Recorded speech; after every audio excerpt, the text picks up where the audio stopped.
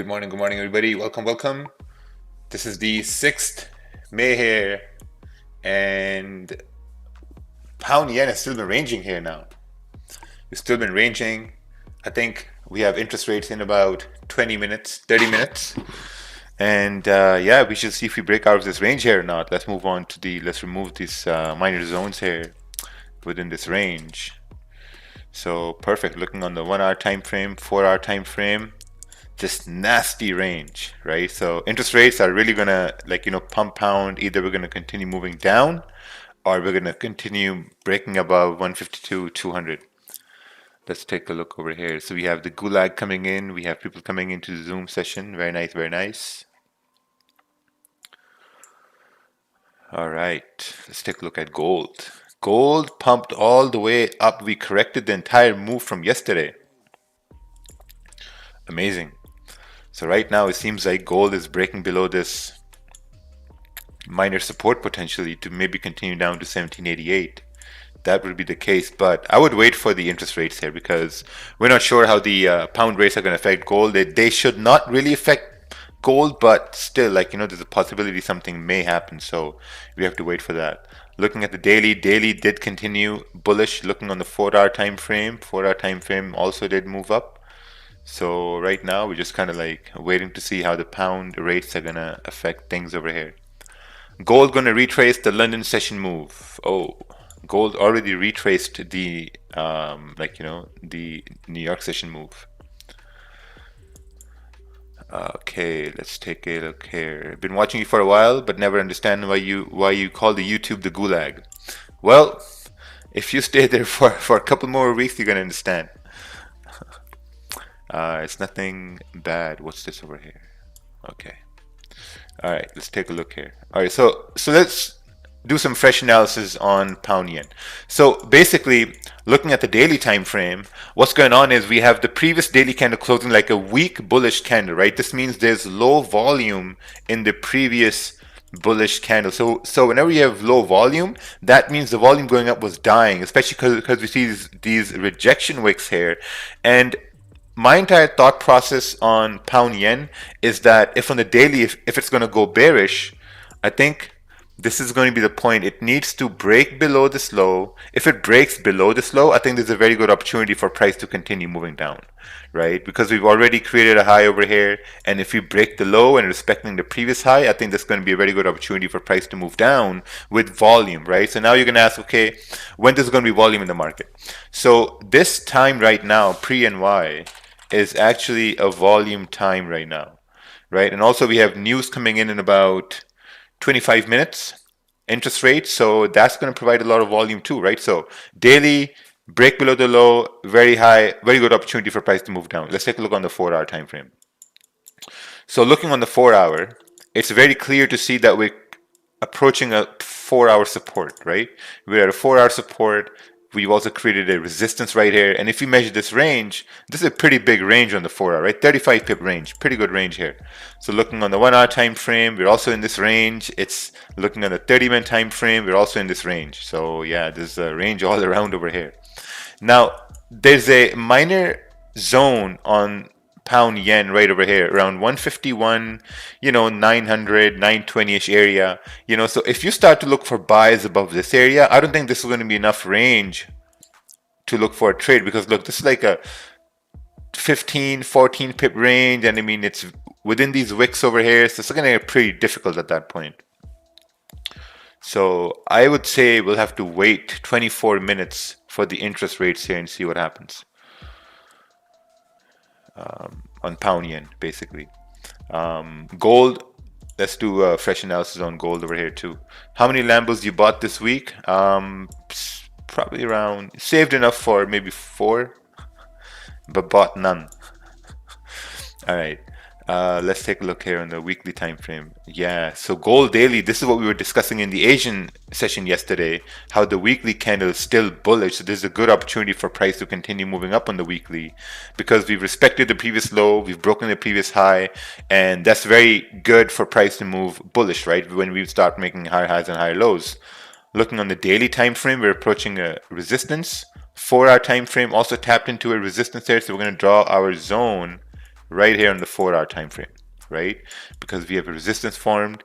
Before this resistance, we had a support formed down at this point, 1782, looking on the 1-hour time frame. So what we're doing right now is we're just plotting the most recent resistance and the most recent support on all the time frames one by one, right? To see where we can anticipate price to go.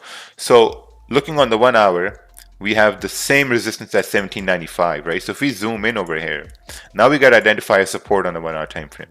And the first support we can identify is right here at 1791.50, right? There's a support right here at 1791.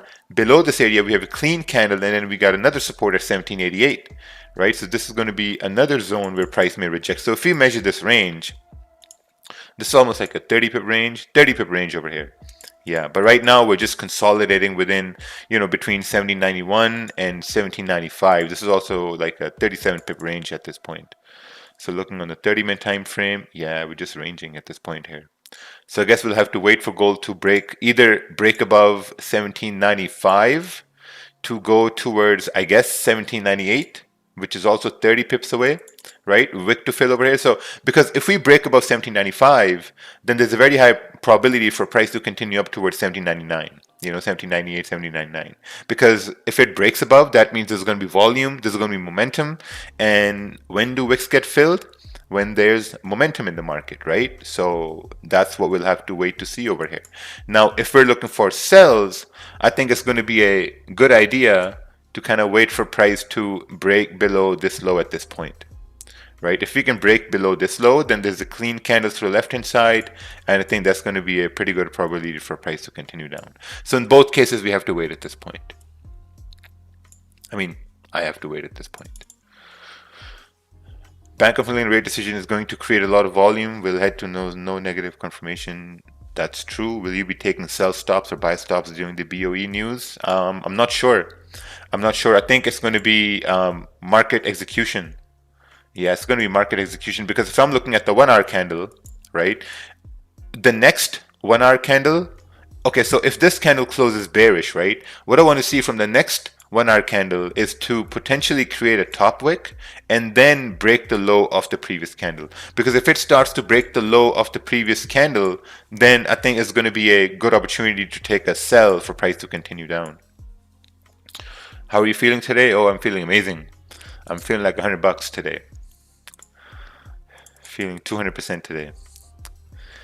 Wasn't sleeping well like for the past week. Maybe slept like 3 hours a night, 4 hours a night. So that caught up to me yesterday. So decided to sleep a little bit more. You don't mind the 5-minute traffic in case of selling? No. That 5-minute traffic to the left-hand side, it doesn't really matter because there's going to be volume in the market, right? And what we've learned is that whenever we have volume in the market, price is going to go with the one swift move down. Something that happened day before yesterday on the 1-hour time frame, if you guys remember, right? So if you go to the 1-hour time frame, let's go towards, I think it was, it was right over here. This candle right over here. There was consolidation to the left-hand side, and it came down with one swift candle moving down because there was a lot of volume, right? So if this is going to be interest rates moving down, then I don't think that really matters. So we'll have to see what happens. Oh, you're talking about gold? Yeah, same thing. Gold, same thing. We have clean candles to the left-hand side, so I think it should have a pretty easy drive moving down below 1790.60 here. So we'll see what happens. This is gold 15-minute chart. Short entry right here to fill this wick. Okay. Secured 6 pips. Okay. And then stopped out. Oh, okay. Well, that's good. You secured positions.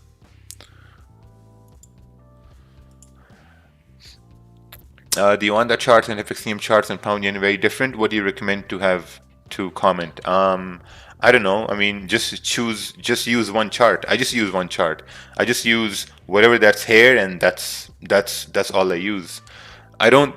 People have this habit of looking at different liquidity feeds, and they kind of get confused. Just stick with one thing. It's the same thing. If you're going to marry a girl, you're only going to focus on one girl, because if you start focusing on 4 girls or 5 girls, then you're going to be confused, right? So liquidity feeds, or boys, like liquidity feeds is the same thing. marrying or dating or whatever. So you got to choose just one thing and just focus on that and deal with it. You got to learn to just deal with it. So I just focus on this one thing over here. Gold 30-minute chart, closed week bearish, took a buy here. Okay, secured 90% at 10 pips. Nice. Today's TA broke previous weekly, respected the daily support. Yeah, nice. That's all we worked over here. What are your thoughts on using trend lines? Do you find they're valid? I think trend lines work, but I just don't use them, because if I use trend lines, I've found out that they contradict with my initial support resistance analysis. So if you can use trend lines, just stick with trend lines, because you got to understand, trend lines is one way to analyze charts. Support resistance zones are the other way to analyze charts. Fibonacci's are another way. Bollinger Bands are another way. So you can't put 2 and 2 together and expect to have like a better outcome. It's not going to work that way. So you just have to focus on just one thing and just deal with that. So I just focus on zones. If we break a zone, I look to see, okay, where's the next zone where price can go to. That's about it most of the time. Do you find someone, does someone now, if it's possible to open a trade on Magic Keys with the fixed lot size without pressing open calc? No, there's no way to do that. When news, do you use same lot size? Yes. I think I may reduce it to I may reduce it a little bit, but for the most part, it's just going to be, we'll see what happens. We got about 15 minutes left here for the interest rates. So you can see here, they're keeping the rates the same, obviously. And then the major effect is going to be these votes, right? These votes basically cause a lot of volume and volatility. So they're expecting the votes to stay the same. Let's see what happened in the past over here.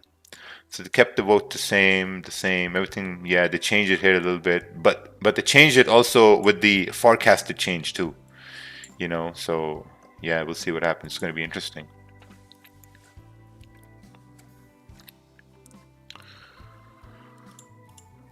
All right, let's take a look at Euro. Oh, actually, let's take a look at GU, because GU will also have a lot of volume. Do you still sell Magic Keys? Magic Keys are on back order once again. So you can pre-order them. You will not be charged at this time. Once they get shipped, only then you're going to be charged. So you're not going to be charged at this point. We had 85% stock already allocated to pre-orders. Remaining 15% was gone in no time. Oh yeah. This thing is spreading like a virus. Okay. Oh wow, GU has just been ranging over here. What's the experience how GJ reacts when usually rates are kept the same? My experience is it can range, it can have a lot of volatility. We can't say, oh, it's just going to have a lot of volatility, it's going to have no volatility. You just gotta play with the air. But for the most part, what I've seen is if they've kept the rates the same, price is gonna, at times I've seen price retrace and then just continue dropping down, which happened to me with IC markets. Or it can just drop down, it can just go up. We just don't know. Let's take a look on the 4-hour over here. So pound USD is ranging. Daily is just in a mess over here on pound USD. Just garbage price action on daily time frame. Weekly is also in this weekly weird consolidation. Let's take a look on the 1-hour time frame here. Yeah, 1 hour is just okay. So we have this zone over here. Let's draw some zones, right? So we got this resistance. Price broke above this resistance, came up to a rejection area. Obviously, we rejected this area right here. We have a support forming at 1.38930. Let's take a look on the 30-minute time frame. 30 minutes also coming down. Now, we don't know whether this 30-minute is going to keep dropping with the news or it's going to create a support to continue up. We just don't know that, right? Because news is really going to move things around. So interest rates are very, very high volume news for mostly the pairs they're associated with. Let's see here. If we get in buys now on gold, then we are ideally placed to profit from range breakout to the top wick with small stop. I don't think that's going to be a smart idea to take a buy on gold expecting this range to break unless the range breaks, unless you get an epiphany or you get like a prophecy from the heavens that, hey, we're going to break the range. We're not breaking the range. Those ideas, we need to let go of those ideas. Oh, I'm going to take a buy because we're going to break the range. No one knows if we're going to break the range or not unless we break the range. You know, that's the whole idea about profitable trading, that you have to wait. Most people don't wait. You guys just want to be in a trade just because you're looking at the chart. No, man. If you're looking at the chart, you're just waiting. Someone told me back in the day when I first started that trading is more like watching paint dry. And to be honest, that's all what it is. You're just watching. Like when you paint, you're just waiting and watching it dry all the time. You know, so we're just waiting at this point.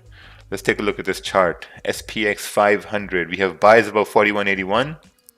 Yeah, nice. Looks good because this resistance also matches up with the almost with the one to the left hand side. But I think with volume, we can continue up. And then sells below here looks good too. Kind of tricky, but I think better maybe below 41.63 too.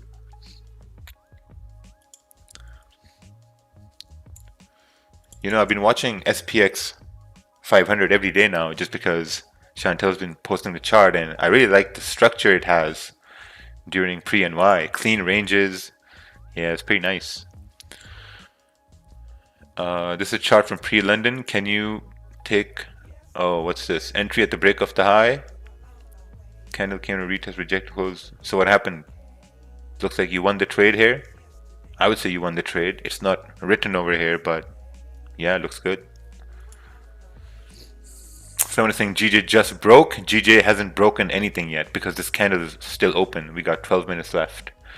So looking at the 30-minute time frame, this is the support. This is a very, very delicate situation, right? Because what can happen at this point is that price can either, break and retrace back in the range, or it can continue dropping before the news.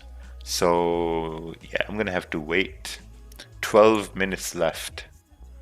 Every time you think you're missing a trade, man, don't worry, you're not missing anything. You know, these trades are gonna happen over and over and over again. Raja's moved to Pakistan so his paint dries quicker with the sun. Yeah, that's true. TP already had let the rest run for fun. Nice.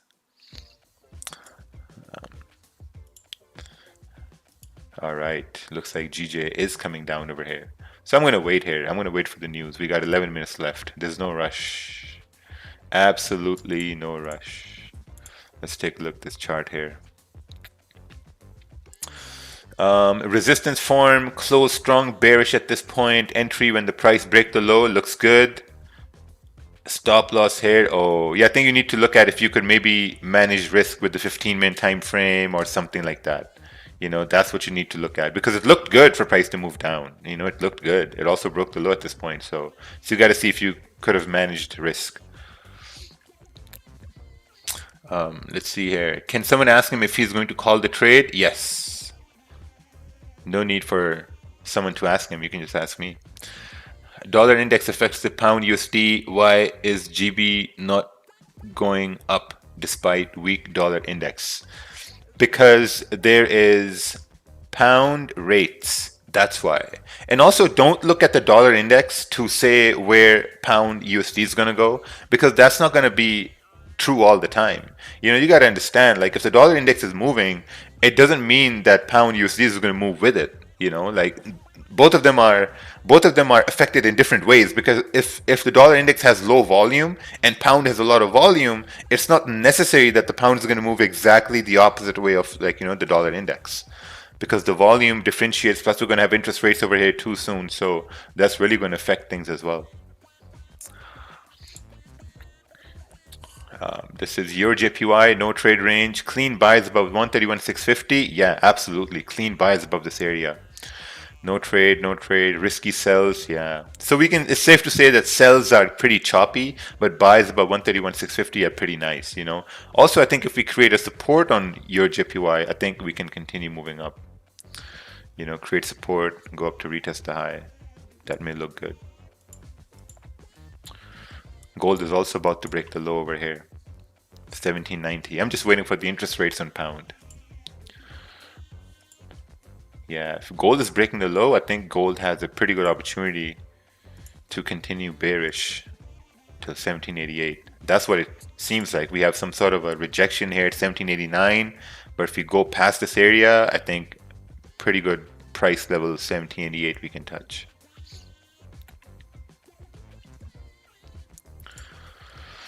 All right, US 30. US 30 resistance. We have support. Sells below 34, 185. Looks good. Yeah, so far we're just ranging over here. All right, pound yen. 8 minutes left for the candle to close. Jonathan donated 20 SEK. I don't know what that is. SEK. Raja the God. Oh, not even.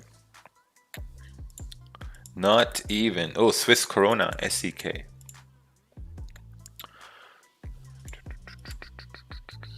Yeah, gold is breaking the low at this point.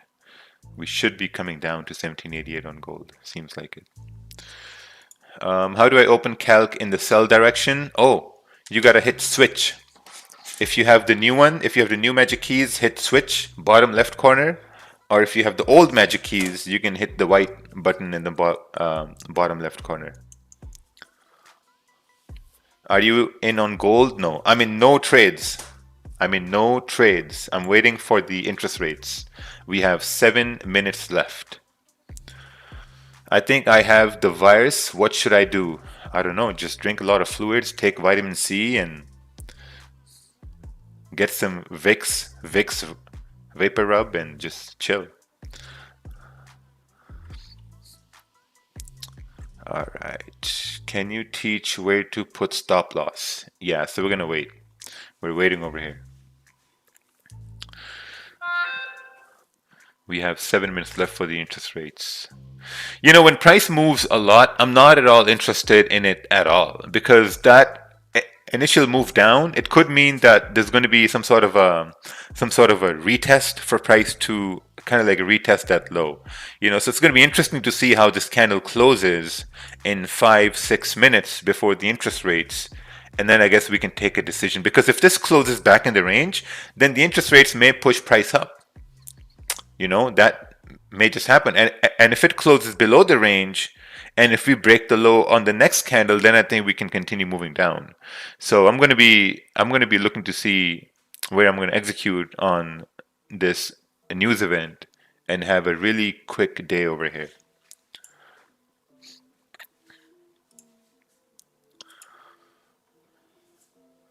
Okay, let's take a look at GBP AUD. Oh yeah, GBP AUD is also going to have a lot of volume here. Am I able to close half on one position instead of all position on magic keys? If you have multiple positions open, I think they will. There is a way to close one half, but I forget. I've never done that, so I forget. But there's a way. All right, let's take a look at GA over here. GA daily candle. Look at this. GA daily candle is also doing the same thing, right? If we break the lows, I think we can continue down. Looking on the 4-hour time frame. 4-hour time frame is also at the support right here. We're at the support. 1-hour time frame also at the support over here. Yeah, if we can break these supports on GA as well, I think we can continue moving down as well on GA. Look at this. We have the next support right down at 1.79. How far is that? That's like 30 pips away. Yeah, 30 to 31 pips away.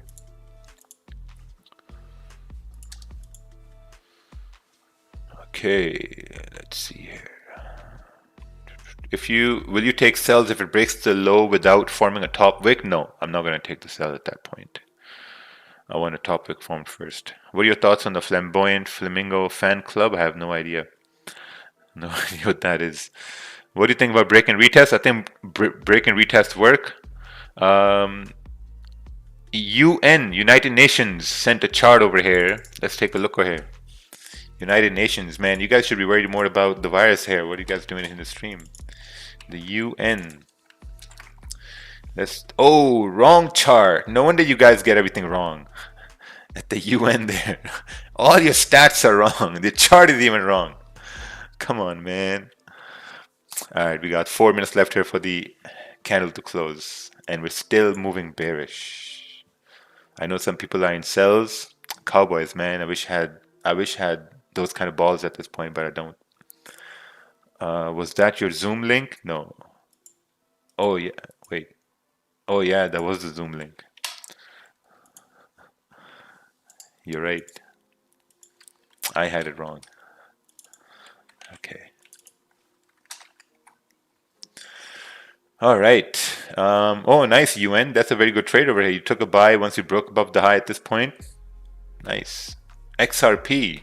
Oh, deadly. Deadly combination with XRP.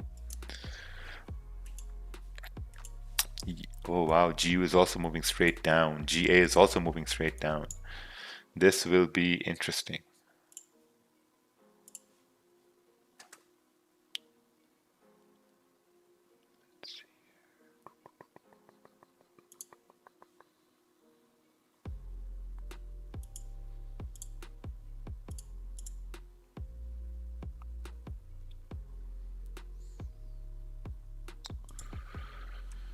All right. Could the news be factored in already? I don't know. I don't think news is factored in already, because if the news was factored in already, we would have seen big moves, right? We haven't seen big moves. I mean, this candle breaking down, this is only like what, 8 pips? You know, there's no big move at this point. So I don't think it's factored in. We have like 2.5 minutes left over here. We're still moving bearish. Took this trade on typical money setup, 30-minute time frame. Is this an ideal trade? Yeah, I think so. I think so. So you basically counted on the volume to break above this resistance here, and it kind of worked. So I think that's good. Do Dominion Market offer trading view chart? No, we don't offer trading view chart. What are your opinions on Dogecoin? I have no idea. All right, 2 minutes left. Everything is breaking down. We can look at GJ. GJ has broken the daily low at this point. To be honest, I think this would have been a really, really good entry right here. But there's news. Wow, it's only broken down like 4 pips. You know, that's not even that much. All right. So I think what I might do is that if price retraces, I'm going to take a sell, having my stop above this previous candle. And yeah, I think that's what I'm going to do. That's all what I'm going to do over here. Let me bring up my pound yen chart. I think that's a good idea. How much is it going to be? 10 pips. Oh wow, moving straight down over here.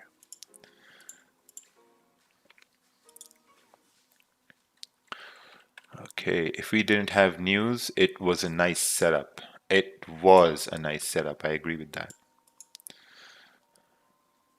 All right, now we're coming down to this rejection point over here as well. 151,590. 1 minute left. This should be interesting.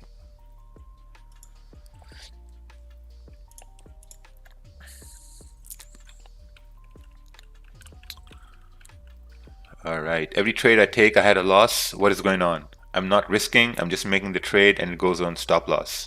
Yeah, you're just making trades, you know.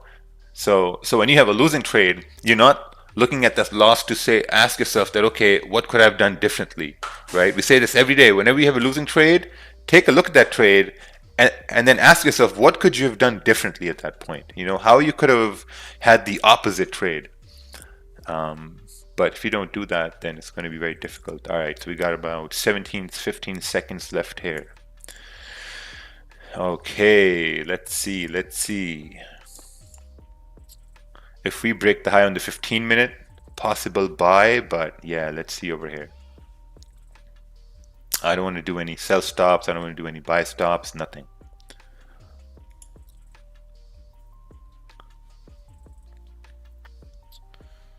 Okay, let's see here. If we start breaking the low, 151,590. Ooh, oh, damn.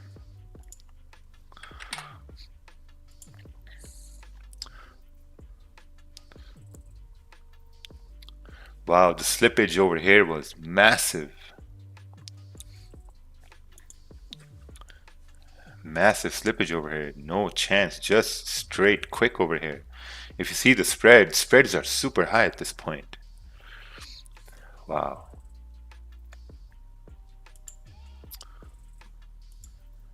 We're moving up at this point. Yeah, this is where you just went straight up, man. Crazy. Yeah, I took a loss over here. I entered sells and I got slipped. I got slipped on my own broker. I got slipped 4 pips. My entry, well, I'll show you my entry. My entry was right here. I'm not sure if you guys can see everything. Yeah, look at this. This is my entry. I entered right here and I got slipped down to here, slipped around 10 pips, and I took a loss right here. But the idea was right. Enter here and then grab profits. But it didn't happen. Just retrace. I'm like, screw this. Oh man, look, GU also fell. GA also fell down over here. Yeah, so GJ on the higher time frame, the daily candle was exactly the way we expected it to go. Exactly the way we expected it to go. But it is what it is. Can you explain slippage? Slippage happens when there's a lot of volume in the market, right? When there's a lot of volume, the spreads are high, so this was the perfect example of slippage to happen when there was a lot of volume. There was no way to there was no way to get out of slippage. How do you get slipped? I just don't walk over water. Oh yeah, that's true. Oh nice. Some people were in cells over here. Nice. Yeah, mine wasn't that good at all, you know. But wow, clean candle, clean move down. Beautiful.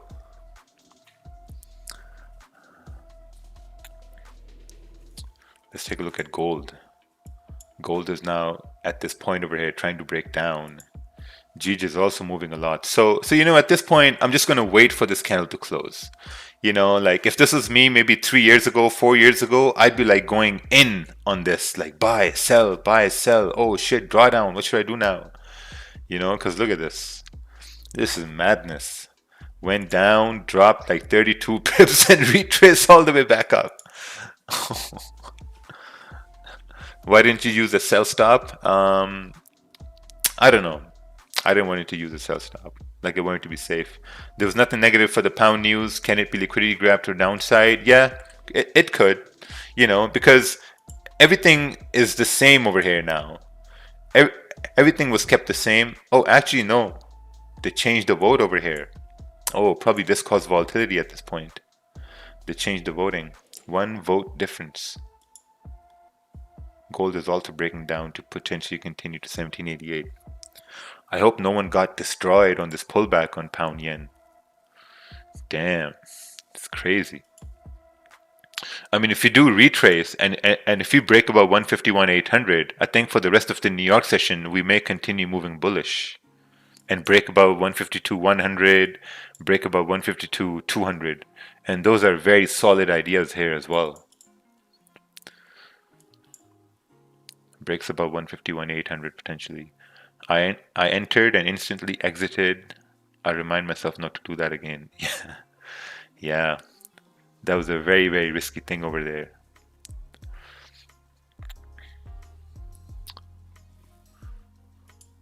Oh wow, look at gold. Gold really came down at this point.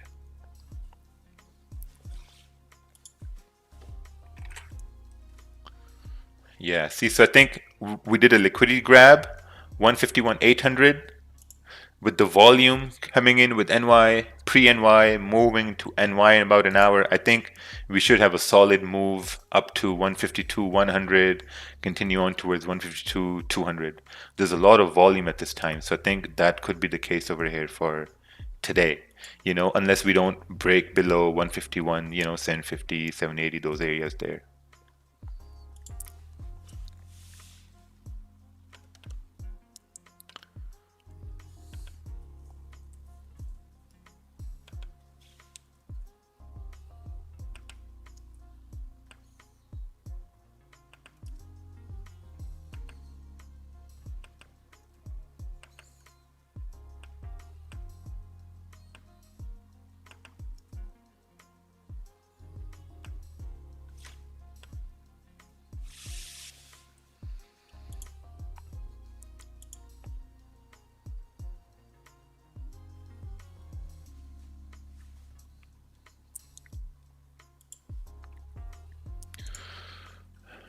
Markets shaking out weak hands. Yes. Wow, this is crazy. I'm staying away from all this mess here. Lesson learned, don't trade news. Is this thing is whipping hard, lol? What confirmations will you be looking for buys? My only confirmation is going to be waiting for this candle to close. Look at this 15-minute candle, right? This is a very, very volatile 15-minute candle. Extremely volatile candle because it broke the low, broke the high. It's very, very messy at this point. Today is one of the days where the market entices you to overtrade and over risk. No FOMO and discipline over everything. Yes, that's true. If you get caught in this, you're going to think that this is the day, this is the last day, right? Mentally, that's what you're going to think. But remember, there's tomorrow. Tomorrow's Friday. We got NFP, another deadly day you're going to lose, right? And then you got next week, you got Monday, you got Tuesday, Wednesday, Thursday. So if you get caught up in overtrading, just stop. You know, you just got to stop. You know, I would say keep going, but no, you got to stop. I took one loss. I stopped, man. I'm stopped. So that was okay. So let me put that on over here. That was almost like a 10 pip loss here. So trade 1 GJ sells minus 10 pips.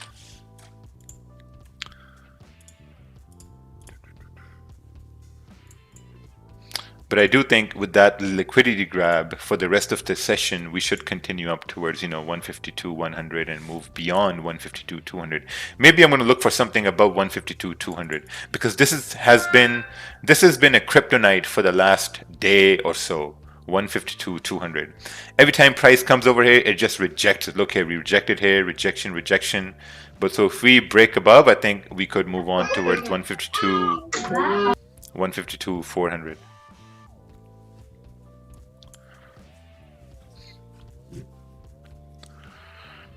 How will magic keys usually take to get to the UK? Once it's shipped, takes around 4 days, 5 days. My birthday is on Saturday. I'm not trying to fuck up with my money. I'm glad I missed that entry. Nice. You smart. Mitch is smart. Is there any tips to avoid overtrading? Oh yeah, just close the charts. That's the tip I can give you. Close the charts, tie your hands, put your hands under your ass. Whatever you want to do, just keep your hands away from the mouse and keyboard. Well, just the mouse, because with the keyboard you can't place a trade.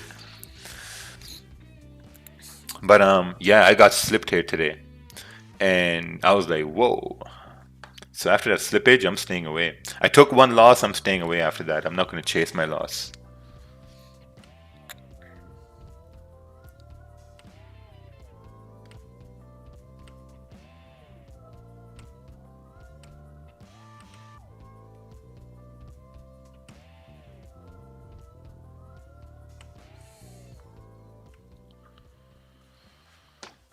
Okay, what is slipped? Slipped is when price moves too fast and if you enter on a position and it slips you.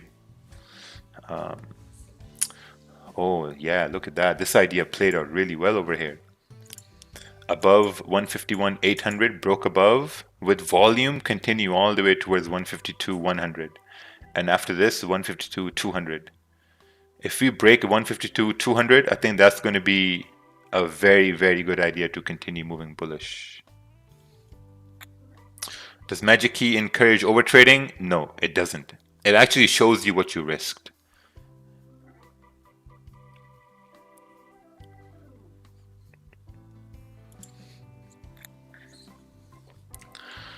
Let's take a look at gold here. See what gold did. Gold tapped into 1788 and it rejected it. Looking at GA, holy, GA also straight rejection. Moving bullish at this point. You can hear a slight Canadian accent in Raja. I just noticed it. Oh, you noticed it, eh?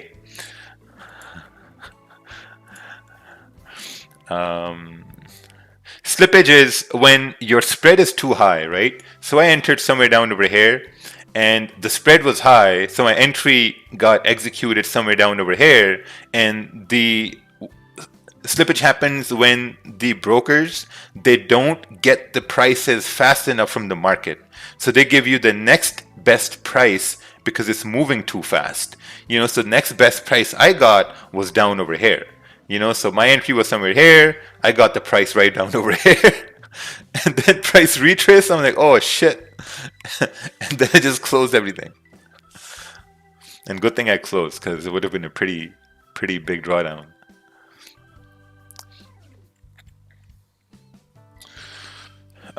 Do you trade smart money? No, I trade the dumb money.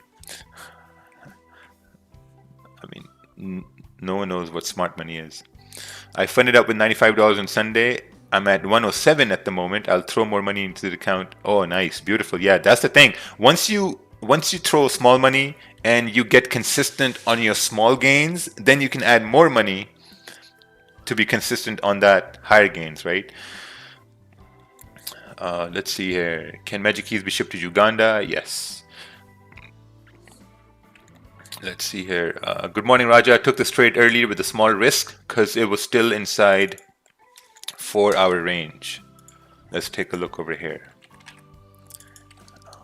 I'm going to be trying to get a buy above 152.200 on pound yen.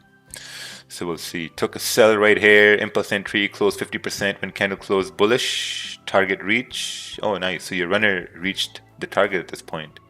Kind of messy, kind of risky, but you made it work. Where were you and Jeep going to eat for your last meal? Yeah, there was that Harper's Landing in Oakville. Pretty good place. Who's number one on the leaderboard currently? I don't think it has started yet, the leaderboard. Yeah, I don't think it has started yet. So no one's number one. Whoever's going to make the profits is going to be number one. And probably about in what's this? In like month or 2 months, I'm going to be on the leaderboard as well. So it's going to be a race. It's going to be a race to the finish. Let's see here.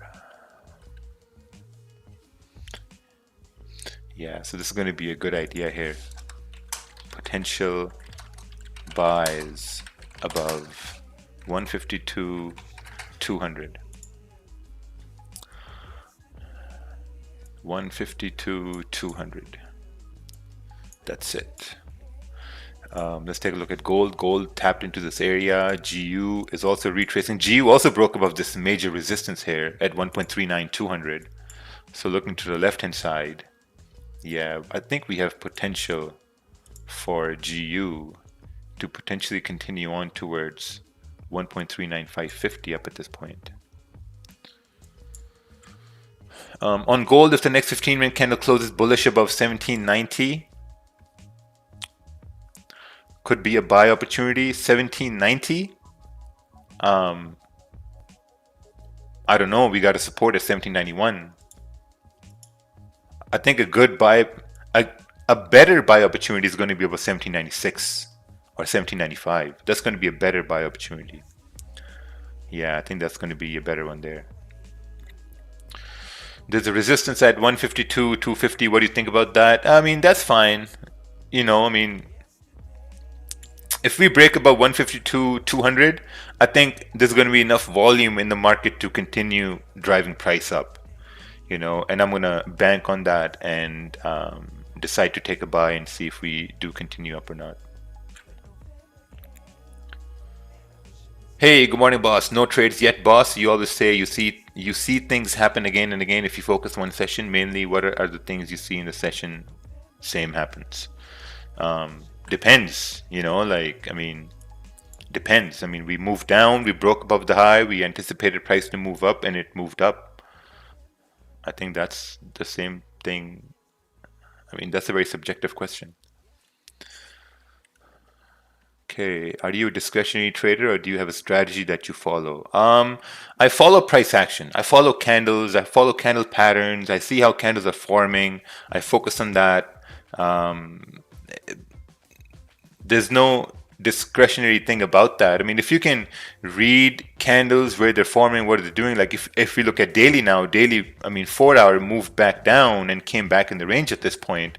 So you got to ask yourself that why? Why did 4-hour break the support, move 30 pips below and move back in the range? Maybe this was a liquidity grab to maybe start to break above 152 100 and even above 152 200, right? So now we got to wait and see if the smaller time frame candles really start breaking above these areas, so that looking at the higher time frame, we can say that, okay, maybe we grab liquidity to possibly continue moving bullish. That could happen. So at this point, we just have to wait to see whether price will break above these areas to continue moving up or not. It's the first time I heard leaderboard. Can you explain how it will work? So the way the leaderboard works is anyone can be on the leaderboard, right? It's on Romanian markets. Anyone can be on the leaderboard. So all your percentage gains and losses are going to be presented on the leaderboard, right? So what's going to happen is that people will be able to look at those results, and then they'll determine that, okay, let's say trader 1 has 10% gain in a month, and then they'll say, okay, like, what, this guy has 10% gain in a month. Do I want to put my money on this trader so that in the anticipation to make money off of him, because he has gains, and from your point of view, then you're going to say, okay, like, what, whoever tries to quote unquote follow me, I'm going to charge like 10% profits or like 15% profits, 20% profits, 5%, whatever the case is. So in a way, if you're trading good, you're getting rewarded for your performance. So that's what's the minimum for investors? Anything, $10, $5, whatever you can risk.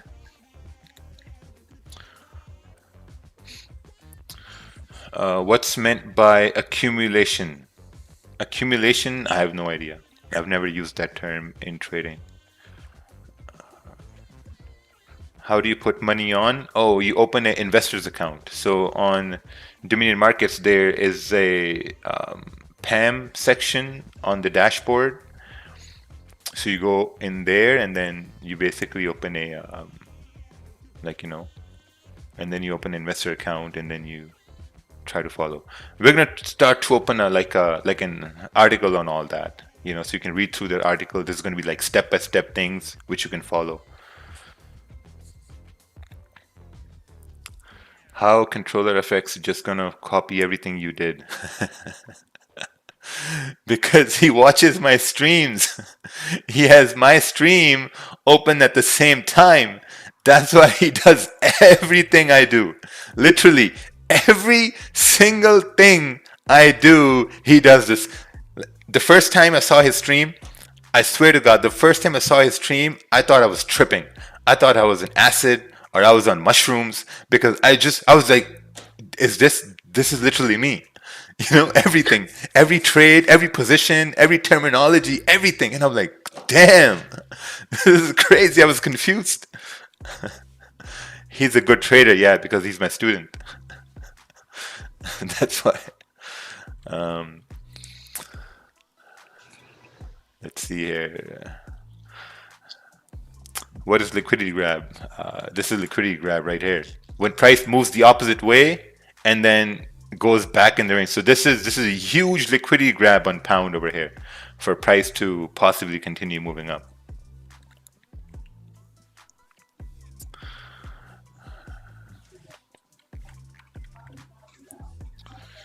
Okay, let's see here.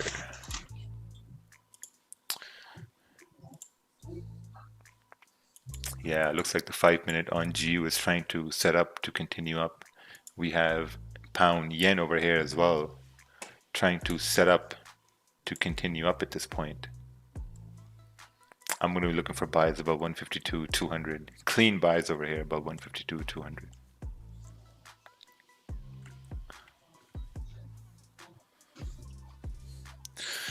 Since you have more experience with market and saw these situations more of liquidity grab, how often these things happen?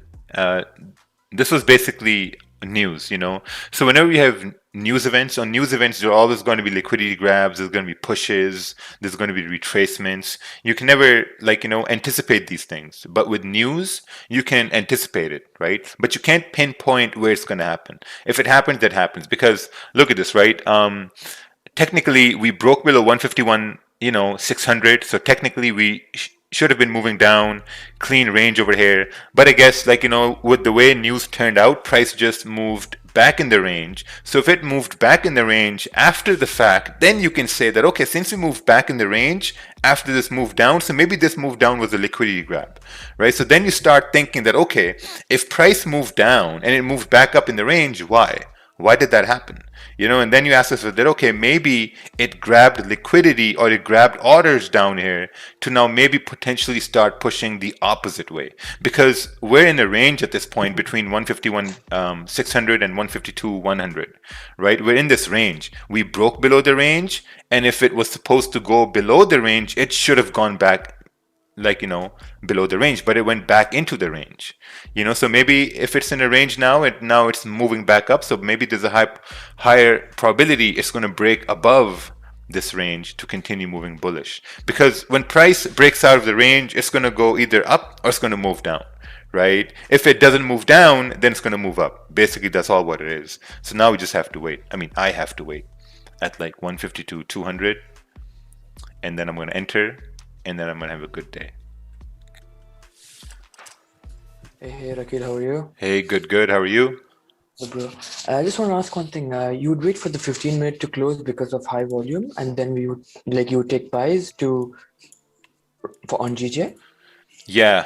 I'm possibly gonna wait for it to kind of break above 152 200, and then I'm gonna look for buys for price to continue. All right, makes sense. Thank you, bro. Yeah. When are the live streams stopping for 1 month? From the 10th of June. Yeah, from the 10th of June. We're gonna stop for about a month. All right, slowly we're coming up over here. Yeah, we should be breaking above 152 200 to continue moving bullish. Hello, Raja. Is it good to analyze on MT4 or better choose TradingView? Thank you for the live stream. You can analyze wherever you want. I like to analyze on TradingView because I think it gives me more flexibility to move the charts around, to quickly do analysis and draw zones and stuff like that. On MetaTrader doesn't really give you that much of flexibility. Why will the stream stop for 1 month? Because I'm relocating. Moving to another country, so need some time to do all that stuff. Normally people move cities. Here we are moving a whole country. All right, GJ buys above 152 237 TP 152.4. Yeah, looks good. Same idea I'm looking at over here too. We break above 200 and then possibly continue on towards 400 at the top of this wick with volume. So if God is with us, I think we will continue to 152 400. We just gotta. I'm trading, I'd say like 0. Yeah, 0. All right, let's take a look at this over here. False breakout. Okay, sells below this low for price to continue down. Yeah, that looks good. I think if you wait for the 30-minute candle to close, you're probably going to know if it's creating a support over here. Because if we create a support at this point on your JPY, even though you got this resistance, there's probably going to be an idea for price to continue up to retest the high. Because all price did was make a high and come down and create support. And if we break this low, we can go down. If we respect this low, then I think we can continue moving up.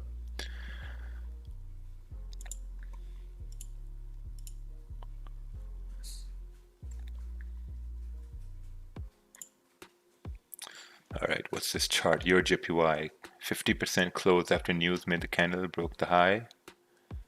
Support formed, breaking their highs, close full for a loss. Oh yeah, so I guess this bearish candle didn't really close with a strong body, and it just kind of went the opposite way.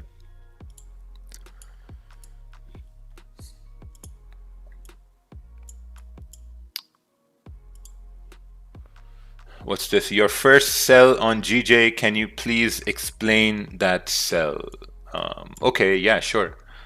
So my first sell on GJ this morning was right over here.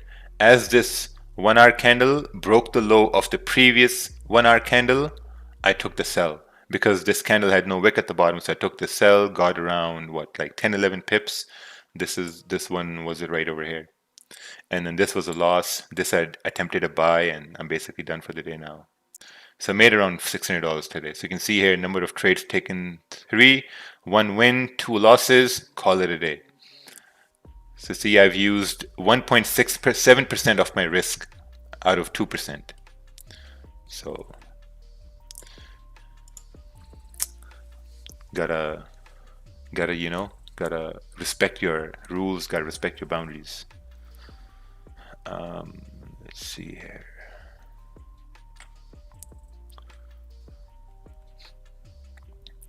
Is the trading nuggets being updated, or it has been done recording? What? Is the trading nuggets being updated? I'm not sure what you're talking about. Trading nuggets? I have no idea.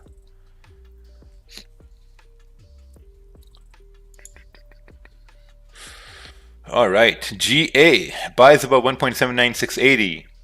Where should I put the stop loss? This is a 30-minute time frame. Let's take a look over here. So you're looking for buys above this area. 15-minute. Yeah, I think you'll have to wait for the candle to kind of like break above this area. So maybe the stop is going to be below that candle that breaks above on the 15-minute probably. You know. Oh, the trading nuggets, the PDF thing. Oh no, someone else was basically making that. That wasn't me. Someone else was making that. So I think they stopped, or I think they may update it. Who knows? We'll have to wait and see.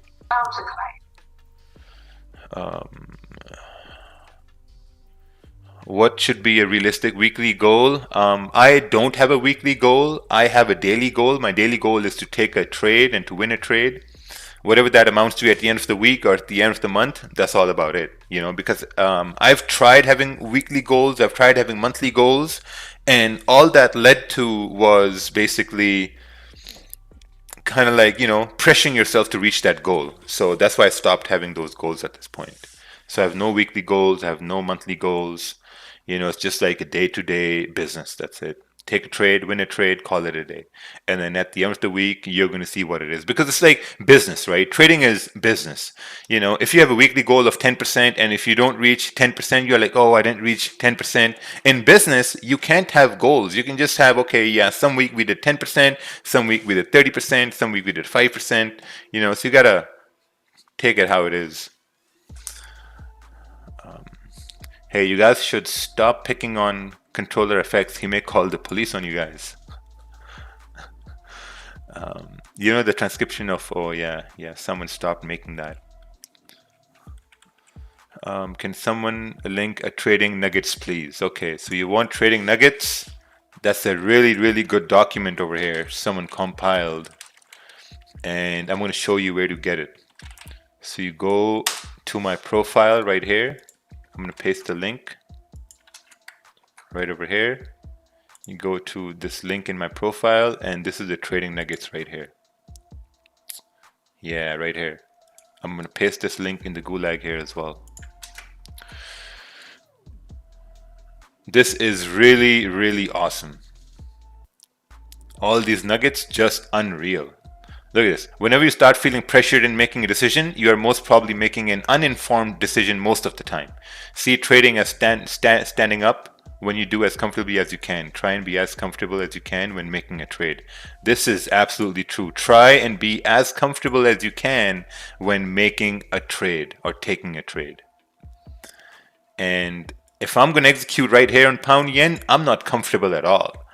Where I'm comfortable in taking a trade on pound yen is above 152.200. That's where I'm comfortable in taking the trade. Right here, it doesn't really faze me at all. You know, because if I want to make an informed decision to take a trade, it's going to be above 152.200. Or maybe on gold above 1796, 1795. Yeah, it's a really great read. It's a really, really amazing read over here. Look at this guy Raja here. The only way you will mess things up if you overtrade and over leverage, you trade a lot of pairs during different sessions. Okay, that wasn't that good.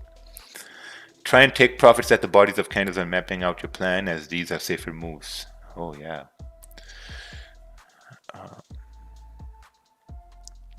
Oh yeah, look at this. How long it takes to be successful? That's a very subjective question. People should stop asking those sort of questions because it puts you in a box. And then when you do achieve their own success within the respondent's time frame, they become frustrated. Oh yeah, that's true, right? Like if someone says it's going to take you 6 months to be profitable, and if you're not profitable within 6 months, you're going to get frustrated. Someone asked, where is this? This is in the database. It's in my profile. You go to my profile, you go to the link right here, and you're going to see trading nuggets right here. See a loyal follower donation right here.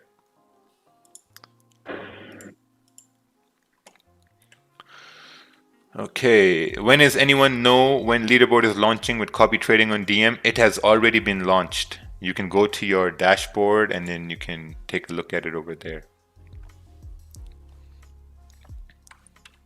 Do you and Uncle Ted have the same strategy? Yes, we use the EYE indicator and then we just see where price can go and we try to execute on that. And those are our strategies. You just got the EYE indicator. Was this a smart trade or was this dumb luck? All right, let's take a look at this here. Pound yen ranged throughout London, had high impact news. News left a nasty rejection here. Entered when the 5-minute candle closed above support. So you entered above 151.8. Oh, you executed on 151.800. Nice, very nice. Close went up 25 pips. Beautiful. Yeah, that's amazing. Yeah, I think that was yeah, I think that was pretty good. I'm actually low key jealous over here. You got that move. Very nice. My Forex learning curve before I became profitable was 5 months. All my knowledge came from Wix Not Lie and other YouTube gurus. Nice. Congratulations. Can you advise if this was a cowboy move on gold or should I take it soon? Okay, so we're slowly moving up here. We're slowly moving into NY Open in about 30 minutes and we're going to see what type of volume are we going to bring in with that. All right, let's close all these links over here. And let's open this chart. Close 50%. First trade managed. Oh, risk loss was $90. For second entry profit 153. Same risk for both trades. Nice. So you took the sell over here for price to move down. Beautiful. Very nice. Look at this here. Daily low. Secured, secured, secured. Done for the day. Nice. Another beautiful trade over here. If you open an academy in Pakistan, can MF student come to you to trade and learn? Yes. Yes, that academy is going to be open for all. Let's see here. Are you using copy trading? No, I'm not using copy trading yet. Probably in about 2 months. 2 to 2.5 months. Once I get relocated, once I get settled, you know, then I'm going to start that operation. Okay, say we're in a bullish bias and the candle breaks the resistance, but printed a candle with top weak, but long bottom weak and small body. Can it be considered a bullish signal? You need to see what time frame is that. Is that on 30 minutes? If that's on the 30 minute, then you got to see if the 15 minutes closing bullish in your direction or not. The idea is that no matter how the candle is closing, you need some sort of a candle to close in your direction. Let's say a 1 hour candle closes like this, right? So let me give a crude example here. Let's say a 1 hour candle closes, let me get this box over here. A 1 hour candle closes, let's say like this, right? So at this point, you got to see that, okay, how's the 15-minute candle closing? How's the 30-minute candle closing? If the 30-minute candle is closing, let's say like this, as the 1 hour candle closed, then this makes sense for the next candle to go up. You know, but if the 30-minute candle closes like, you know, like this, then it may you want to wait for this high to be broken before taking a buy, you know. So it's very subjective here. So you gotta actually kind of see how the candles are going to close, if that's going to be on a 1 hour time frame, 30-minute time frame, 15-minute time frame, you know. One more meetup in the US before we go. That's going to be very difficult because if we do that, then we'll have to quarantine for 2 weeks in Canada. Yeah, Canada's like Come on. yeah, man. Come on, man. So so stupid. You can quarantine here in Miami, bro, before heading out to Pakistan. But there are no direct flights from Miami to Pakistan. For real? Yeah. Yeah, the US banned all direct flights to Pakistan. Crazy. Yeah, crazy. It's a nice country, man. Nice people over there. I don't know what's going on.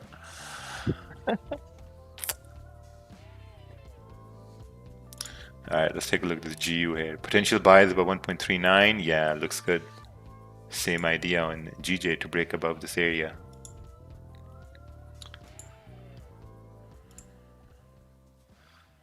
Gold is still in the range over here now.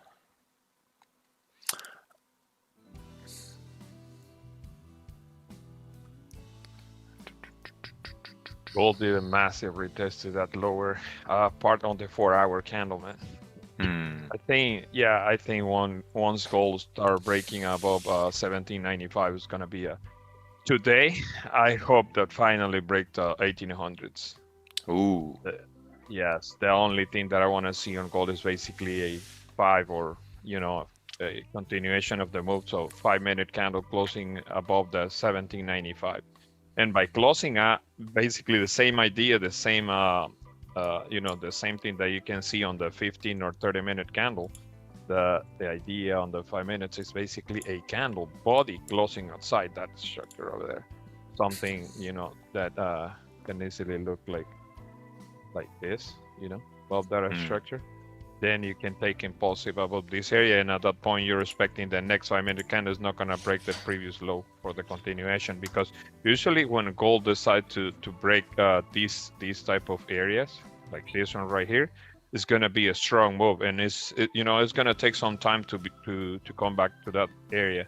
The only issue that we tend to have with gold lately is been acting kind of weird.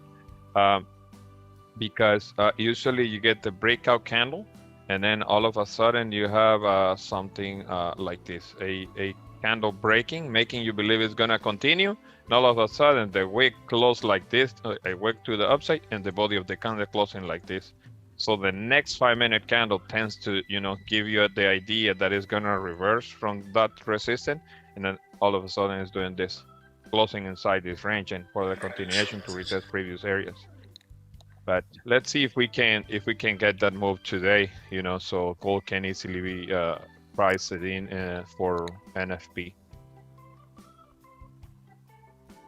It's gonna be interesting to see what happened about the 1795. Weekly is looking beautiful, to be honest. Yeah, to continue bullish. Yes. Yeah. Weekly candles looking beautiful. It's very, very good over here. 1810, easy target if we stay bullish. Yes. Good idea for buying gold if break above the high of previous candle. Yes. Yeah, that's 1795, 1796 area. That's it. That's all we gotta break.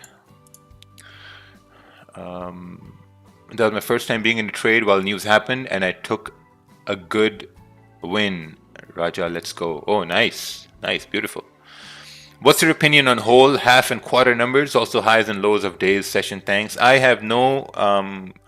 Highs and lows of candles. That's basically on all time frames. Daily, 4-hour, 1 hour. Because the thing is, whenever looking at price to continue moving bullish, you're expecting candles to make higher highs and higher lows, right? So if you look on the weekly here in gold, just as we were discussing over here, looking at the weekly, what we can see here is clearly that now disregarding all these zones, right? So we're gonna remove them here for a little while.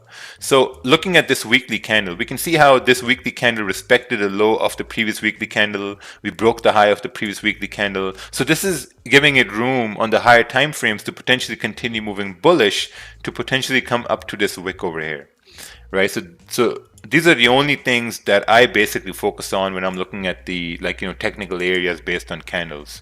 So looking at the daily as well, now we got to break above 1795, 1796 to have that overall weekly candle push up. Now we also have NFP tomorrow, and I'm not sure how NFP is going to affect things, right? But from what we've seen in the past is that gold goes, I mean, this is not for sure, but that it might go the opposite way. Because look, if they're expecting good NFP tomorrow, they're expecting good numbers, right? So maybe, gold continues moving bullish.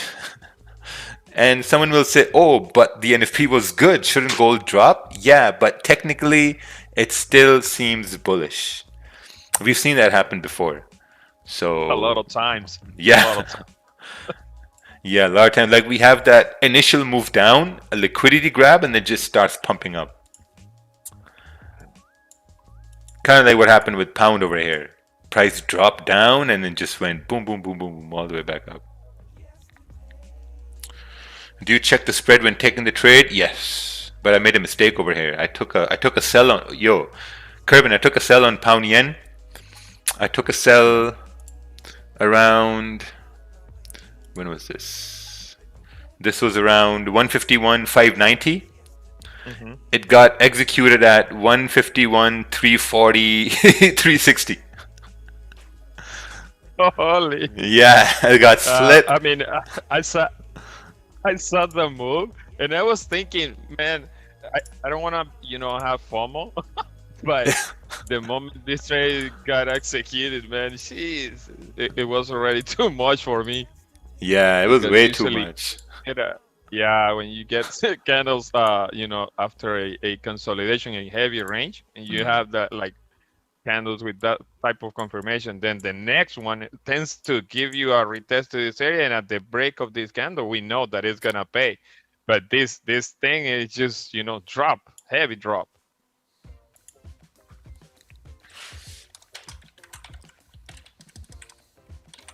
Yeah, I got slipped like 23 pips.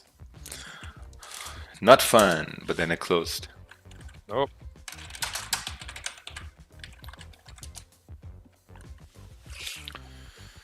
What do you think, Rajan Kerman, if you close above 151, 700, 600, maybe we can fill the wick? Yeah,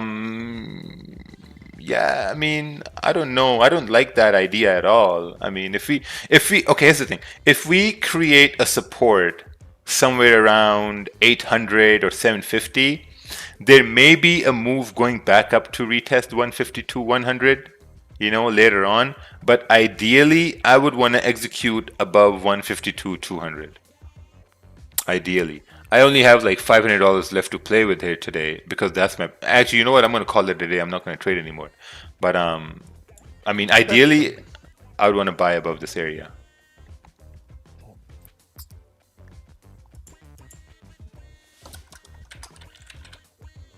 If I have to risk it, I'll be risking it with gold. Look at the current price right now on gold.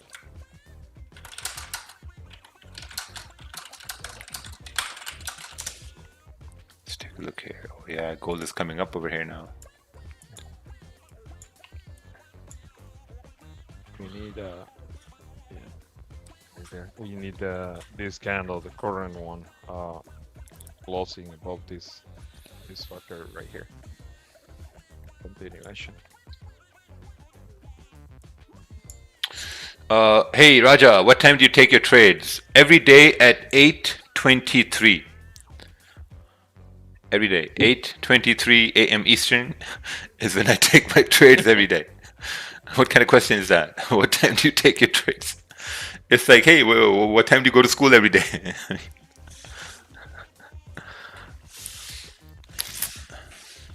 Should wait for the US news? Yeah, we got unemployment also coming in here now. Unemployment is also coming in, unemployment claims. Less people filed for unemployment, so I'm not sure what's going to be. ADP was bad. Damn. All right. Executing a buy above the previous 15-minute candle on gold, not valid. A buy above 15-minute candle. Yeah, I mean, I don't know. I like it above 1795, 1796. That's where I like it. And if I measure this range, it's like a 14, 15 pip range. Yeah, I like it above 1795, 1796. I'm going to play it safe because I took 3 trades today, 2 losses, 1 win. So I'm not gonna try to like, become a cowboy here now. Ooh. Yeah, if it's breaking the highs, it's gonna continue bullish 1795. Yeah. Hopefully, yes. News was good. News was good. How was the news good? Hasn't happened yet, right? Is it What, 30 8:30? pips?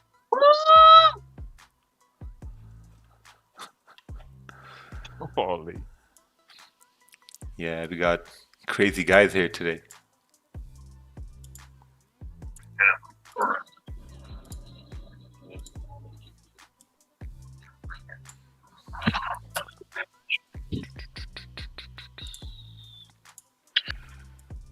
Okay, Seriously thinking of taking that position?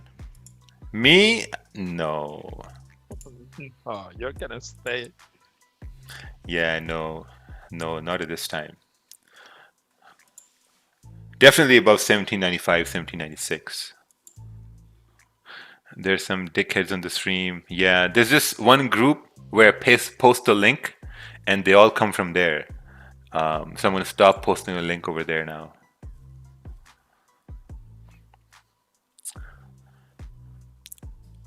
Yeah, this is good to continue to 1795, 1796, Kervin. Yeah, I think so, bro. To be honest, I'm just basically expecting that this current 15-minute candle break, close above this yellow line. So in order for that to happen, this 5-minute needs to create a really nice structure over here. Like I said, this is your contention area. So this candle needs to close above that area. The thing that the way that is happening right now, So the next one may have a pullback to retest this area, and then all of a sudden you will have a candle looking like this. And the next one we already know, it's just a continuation, because the moment the body of this candle is closing above resistance, so the next one is gonna give you that heavy move to the upside. New York, hopefully New York gave us that push, New York opening. But for that, I need this 5-minute candle to close bullish above this current resistance. Yeah, the only thing that's stopping me from taking this is we have NY open in 10 minutes. That's the only thing that's really stopping me from taking buys over here.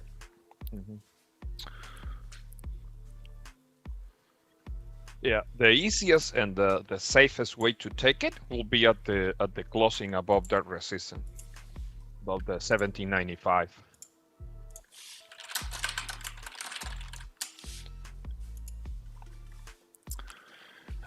Do you start making your key level supports from the 4-hour time frame or the daily? Both of them. Daily down to the 4-hour, down to the 1-hour, 30-minute, 15-minute.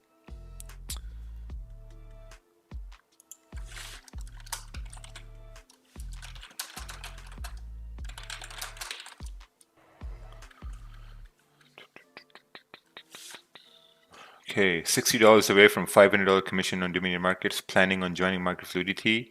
Seeing I already got Magic Keys yesterday. Will Dominion Market offer more incentives in the future? We are working on an incentive, but congratulations, man. People are using the commissions to get into the mentorship here. That's amazing. Please explain GJSLs. There were no GJSLs. You can see price broke down and just came down. They just broke down.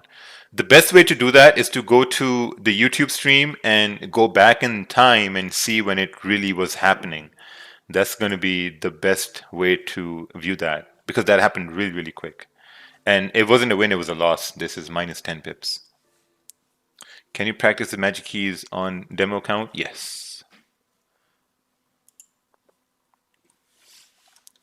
Yeah, that was news. That was a losing trade. Right now we're looking at gold to continue moving bullish and beyond 1795. For small accounts like me, should we just close our positions at 10 pips fully because I'm only using 0.03 to 0.05, so leaving a runner would be preventing me from a large percentage of profits. Yeah, you can. But at the same time, I think if you're using between 0.03 to 0.05, I think it's better to go with 0.04 to 0.05, because then you're closing everything, you're only letting like 0.01 run, and that's where you're really practicing letting positions run, because the process is going to stay the same whatever your lot size is, right? So if, let's say, someone's in a move on gold from, let's say, 1792 to 1793, whether that's a 1 cent lot or a 10 lot, the process is all the same. There's nothing that changes within that process.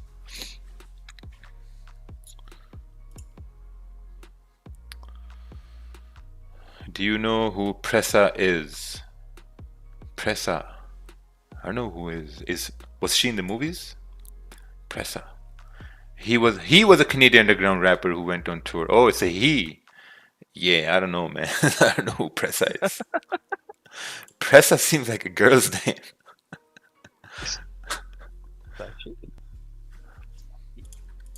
Pressa.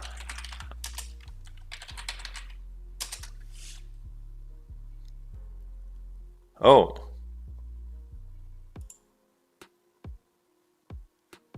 Yeah, that's a girl. That's a girl, right? Gross. No mustache, no beard. Kind of small mustache. I mean, I don't know. Okay, yeah, it's there. It's between. Yeah, it's in between. Either this person is like 15, 16 years old, or I don't know. Yeah, It's between. there's a lot of confusion. You can be anything you want. It's ranging in there. Maybe if the person is like 10 more years, oh, the famous Pressa, oh, I'm probably gonna watch this.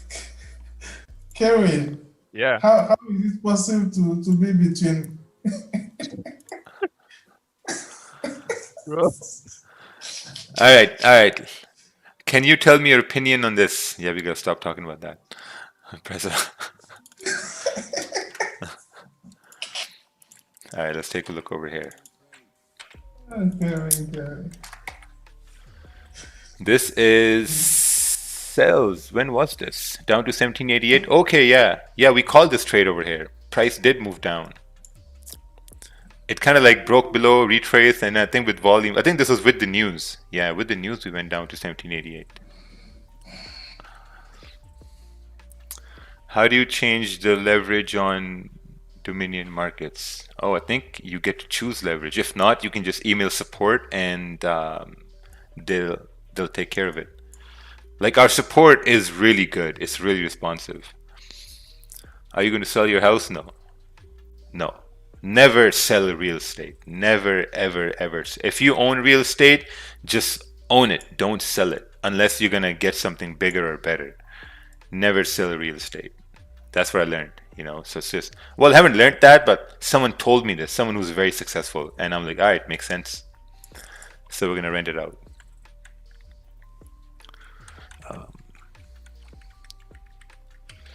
Do you plan on coming back to Canada? Yeah, I'm probably going to come to Canada maybe like, twice every year, once in 6 months.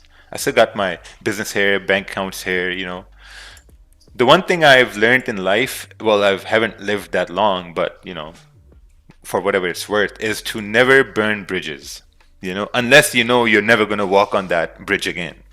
Never burn bridges, so I'm not going to burn the bridge over here.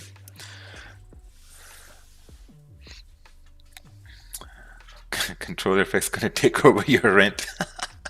So you can feel like, I wouldn't be surprised if he moves in the same room over here.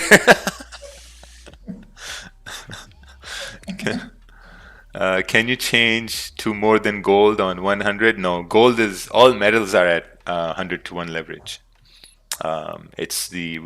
We have to stick with the compliance there. Did you ever use robot in your trading? No robots in my trading. Yeah, it looks like pound is just ranging over here. We got NY open in about 4 minutes. Gold is also deciding whether it wants to. This is the area right here.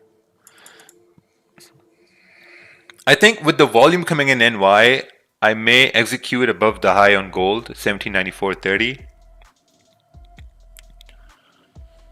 Yeah. I mean, you can wait outside that area though. Yeah, you're If right. you want- Yeah, if you want to get rid of some stress playing with gold in this small range, yeah, you can wait it up. Yeah. Did you lose your first $200 when start trading because you were over trading? Yes. Yeah. Yeah, like I'm up in profits for today, so there's no reason to be greedy, to be honest. My magic keys is on Shanghai port and I have to pay extra money for clearance. Is it normal? Because I'm in China. I don't know, man. You're in China. I have no idea about China. You have to call your Chinese guys over there and ask them. Let's take a look at this chart. Bias above this area and your JPY looks good. We got a close above this area. Looks good. We break the high. I think we can continue up here. But this is not enough range here still. It's like a 9 pip range here. So you got to be careful.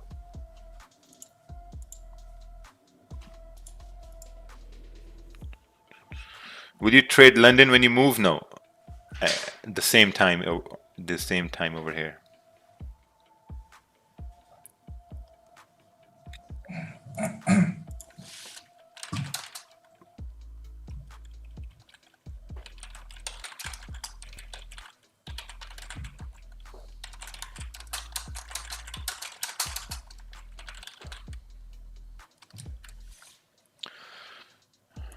Why don't you work out while market is ranging? I always do push-ups while the market is ranging. Oh, because my time to work out is in evening time. Problem with MT4 charts is that it doesn't show the time remaining on a candle. Is there a way to get it? Yeah, look at your clock. What do you mean? Just look at your clock, man. I'll show you an example right here. So you see this? This is my MetaTrader 5, right? It doesn't show the time remaining for the candle to close.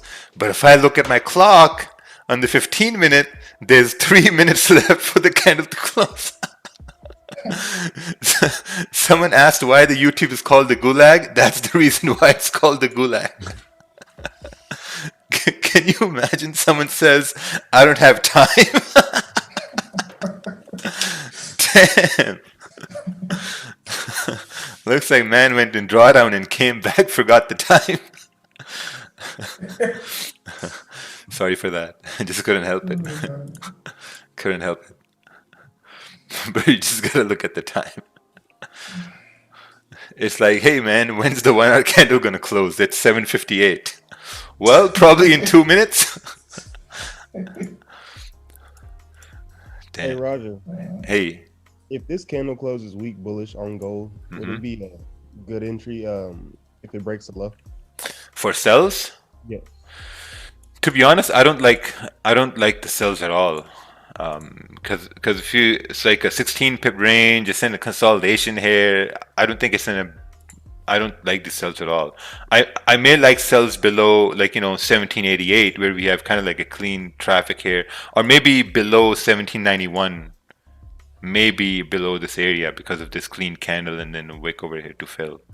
Got you. So the higher time frames are suggesting only buys right now, only safe buys right now. Yeah. Also, if you look on the 30 minute, you can see there's a clear support on the 30 minute right here. So if we get a candle closing below 1791, we could have a clear move going down to 1788 again. But this I'll consider as like a very nasty range here. Gotcha. Thank you. Yeah, you're welcome.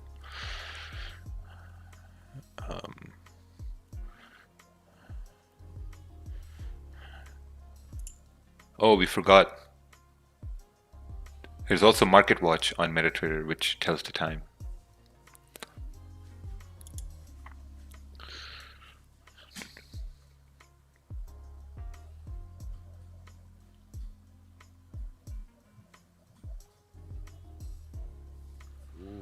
Ooh.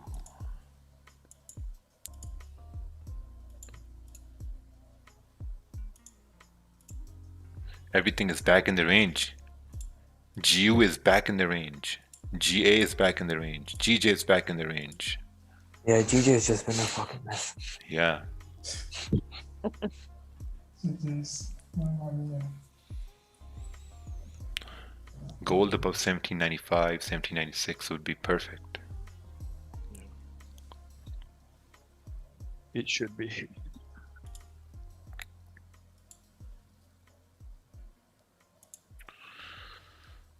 Gold. If you wanna have a clue on gold, this hourly candle that just opened doesn't have a bottom wick, right? So if this candle, the current candle right now, is respecting this no bottom wick, that means that the hourly candle has enough power to continue bullish. Now, what happened if this low is started to break?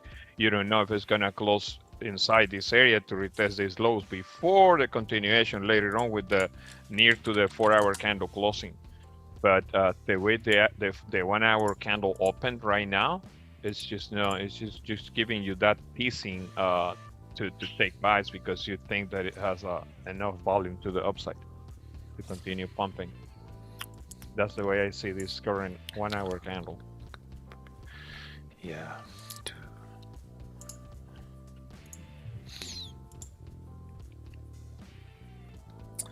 Today was a losing day for most. Yeah, if I didn't had a trade earlier in the morning, would have been a losing day here for me too. Why did GJ make that sharp movement from sell? Because it just couldn't sustain the bearish pressure, so it went back up in the range. Some things in the market you can't really explain logically, and you just gotta say it is how it is. Basically, there's no explanation. Yeah. I mean, sometimes there is fundamentally, but I try not to get into that because it's a lot more information for me to digest. So it's better for me to just accept that it is how it is. Do you trade out of stream times? Sometimes. Okay, what made gold drop on May 4th so hard? May 4th was 2 days ago, right? That Cinco de Mayo was coming, so that's why. Oh, Yellen. Yeah, this was Yellen. Man, a lot of people made a lot of money on this move down on gold.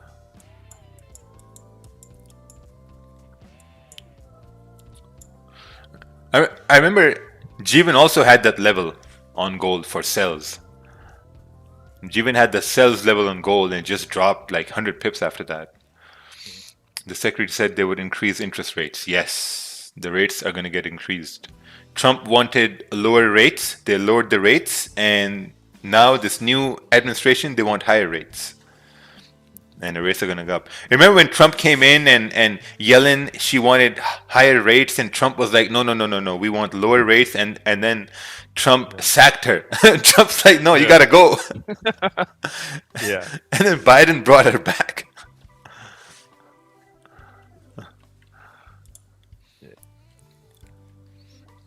GJ, entry at the break of the low. Yeah, kind of risky within this range. I'm going to stay away from this range. I'm not going to try to participate in this range at all. Yeah. I mean, GG is a mess. Yeah. Ooh. Here goes gold. Here comes gold.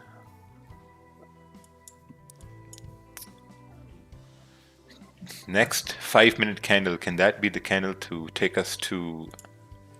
Let's see here. Promised land. I hope so. Promised land.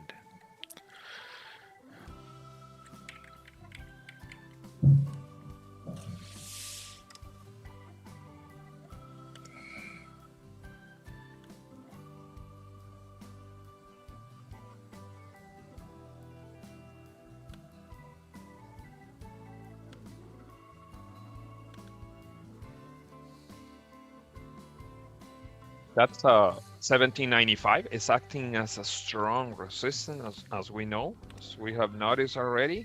So the moment any candle breaking 1795 will give you the nice move toward the, I will say 20 or $2 move above from there. So from 1795 to 1797 at least. You know, because has been trying to break this level. This is the third time it's trying to break that level. So either way, you're gonna have a strong rejection from there. You know, the candle trying to break about 1795, going to 1796, and then all of a sudden the body of the candle on the 5 minutes gonna close below the 1795. So then you know that there was a rejection.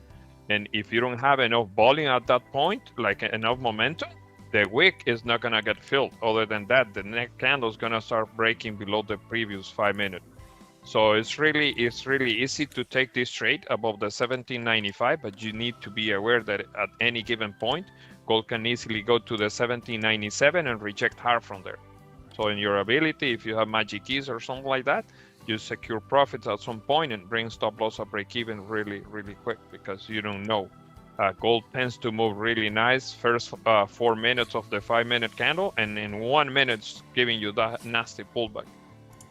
So it's a lot of issues in this area over here, 1795.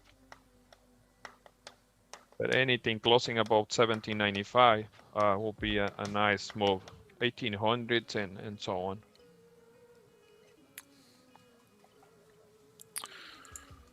Okay, let's see here. This is your JPY. Better buys looking for a candle close above this level, 131.650. Yeah, looks good. Looks like we are breaking above this area in this clean range here, wick to fill and potentially continue bullish.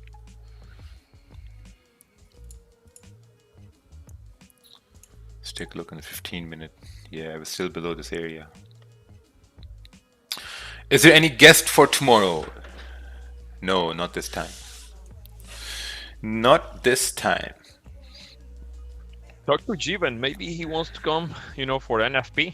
Drop some knowledge, bro. Yeah? Yeah, I'm gonna message him today. You know? Yeah, man. Yeah, I'm gonna message him, see what he says.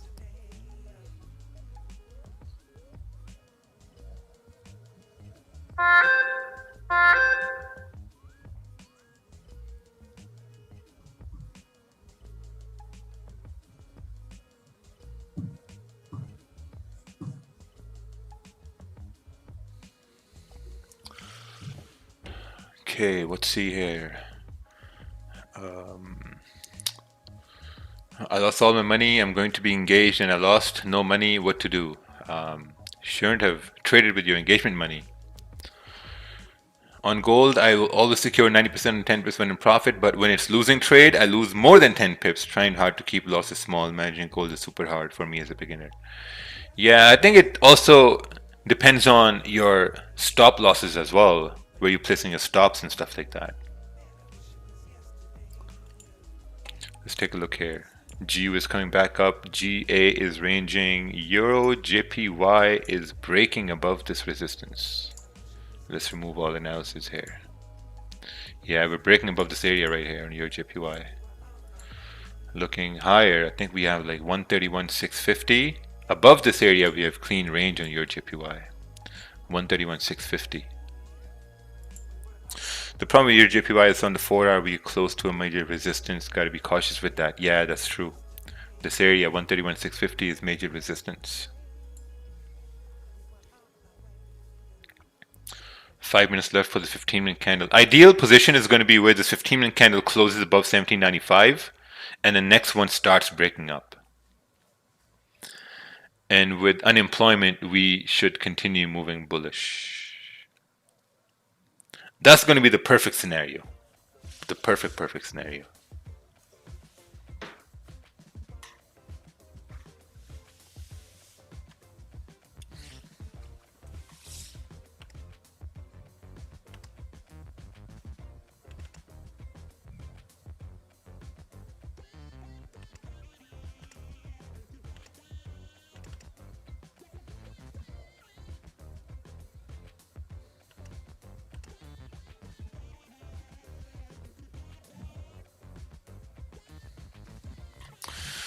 For instance, would you use a stop loss within the range? Yes. We'll see how the next one breaks up. Let's see here.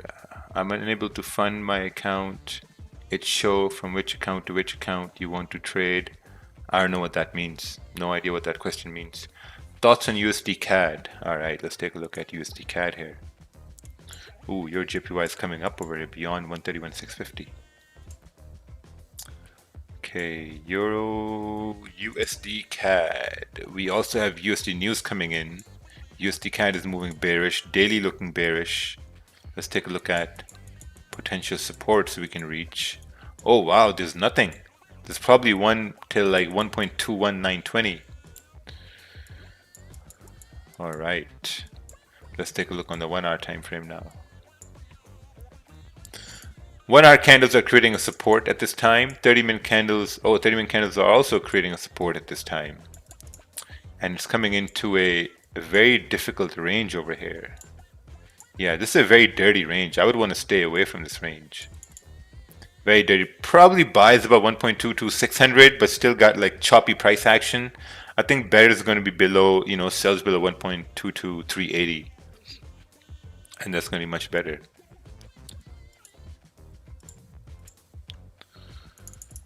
Okay, what's this here? Risk management day today for you. Can you please look at this Euro USD chart? Euro USD coming right up. Let's take a look here. Euro USD took a trade at the break of the previous red candle, anticipating volume. Nice. Very nice. Maybe keep this in mind right over here.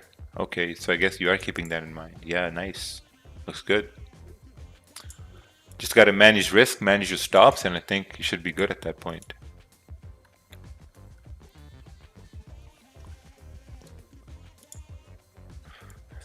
Yeah, EJ is really breaking above this area now at this point. Broke above the high, filled the wick. Looks like there's a lot of volume for it to push up here. What's your opinion on trading EU session? No, I don't trade EU session. Can you see your JPY? Yes, I can see your JPY. It's right here. It's not hiding. It's not going anywhere. We see it. Hey guys, what do you think about South African traders making huge profits? Good for them. What do you think about Bill Gates making huge profits? Well, good for him.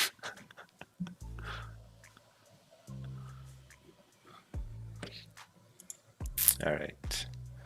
Monder, entry here, stop loss below the candle, full TP 10 pips. This is perfect trade.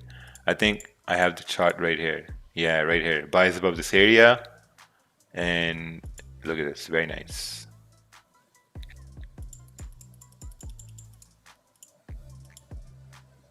Ooh, gold is rejecting 1794. Egypt's pushing up. I think USD JPY is also pushing up. Yep, USD JPY is also pushing up. The dollar is getting strong.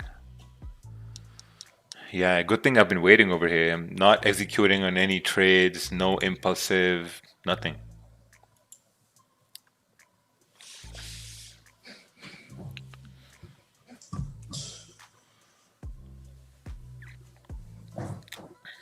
I took the DJ loss and now I'm just feel sleep. Oh, nice. I've been holding gold since 1680, but getting too much for me. The up and downs, better to sell now, I guess. Well, if you want, you can, but if you think gold still has more upside, I think you can just take some profits off the table and let the rest run. Would you enter your JPY on the wick down in the next candle? No. No. I think the year JPY move has already begun. It began from down over here. So this is already done at this point. What's your thoughts on ICT? I have no thoughts on ICT. Guys, have your own thoughts on people. Like my thoughts on someone will not gonna, I mean, how's that gonna influence you to think about that? Can someone answer me? Yes. Yeah, we're basically ranging here now.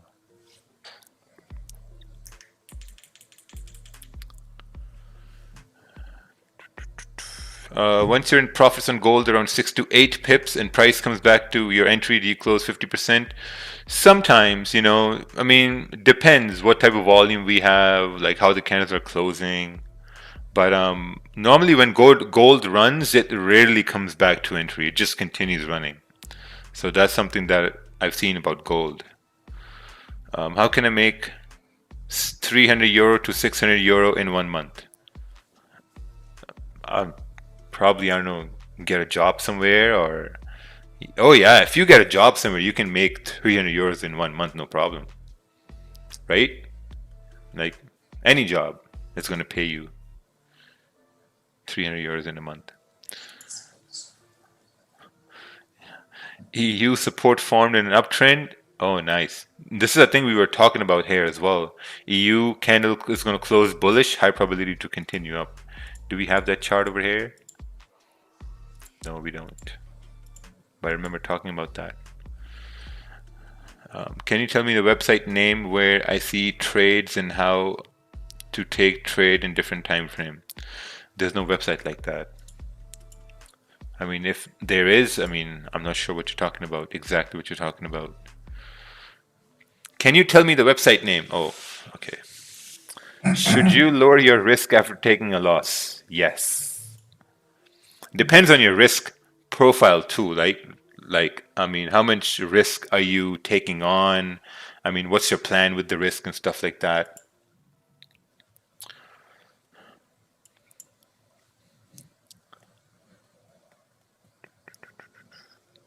Would it be a valid sell on gold if the 15-minute low breaks? No.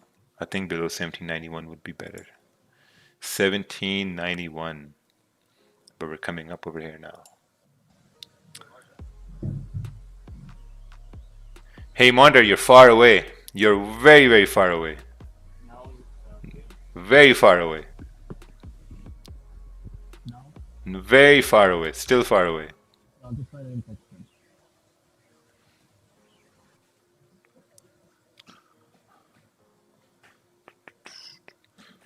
We got 10 minutes left for the unemployment news here. Let's see, let's see.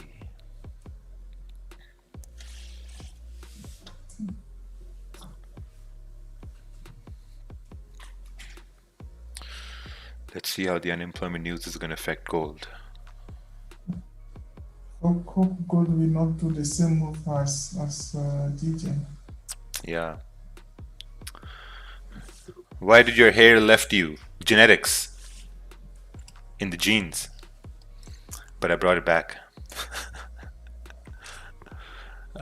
When do you choose to wait for a break and retest instead of taking impulse entries? See, in this point, probably going to be waiting for the candle to close above, you know, 1795, 1796. Yeah, that's going to be a better idea because previously price came up here and it rejected it. It rejected it here again. So I think it's going to be better for price to kind of like close above this area. Oh wow, UJ is just pumping hard over here. Would going long on UJ and gold at the same time makes sense because of correlation. If gold can close above this technical level, then it will make sense to go long on gold. I'm not looking at UJ and thinking, should I trade gold or not? We have to stop looking at what other pairs are doing and we need to focus on what our pair is doing. That's what you need to do. Just like saying, okay, I'm going to start a business, but let me see what my friends say, or let me see what my parents think about it. It doesn't matter. You know, focus on one pair. It closes above like a technical level. Execute the trade there. It doesn't matter what's happening here. If it's moving up, what if it starts rejecting here? Right? You never know. I took my trade, planned for a wick fill, but looking past that more to the left, I wasn't sure if the trade will go up or not because there was a range. So I took the trade with a small position. Was I right with my thinking? Yes, you were right with your thinking, but now you learned that when there was volume, this volume broke above this area. So maybe next time you may use another lower risk, and maybe a point is going to come where you're going to say, okay, you know what, I've seen this happen before, so I may want to use my, you know, normal risk on that trade.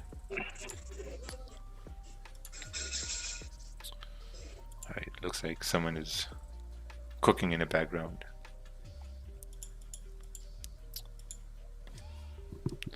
We got 9 minutes left over here.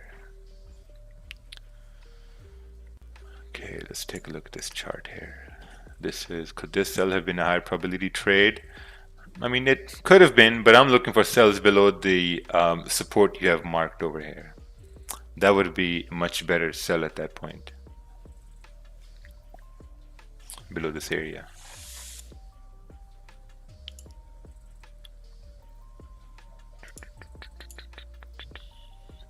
Yeah, below 151, 580, 580, 590.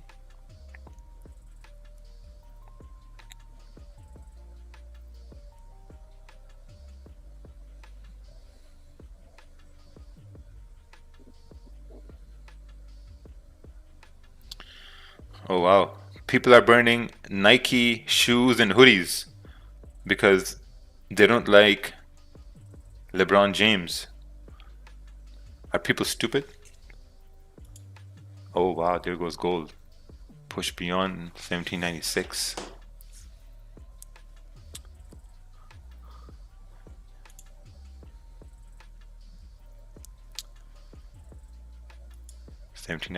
We got around 30 pips till 1799, and I think with this we can tap into 1800. Gotta wait for this candle to close though, because we got news coming in. Yeah, it's really important for that.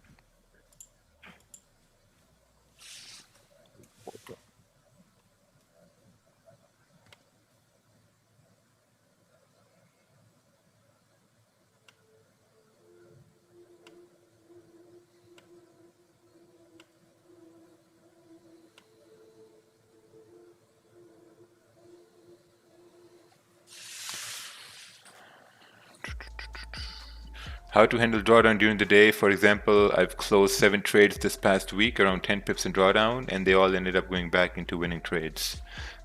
First of all, I think a lot of people start trading without any proper guidance, right? That's the first mistake you guys make, because it's not about answering just one question. It's about answering a whole lot of other questions with that.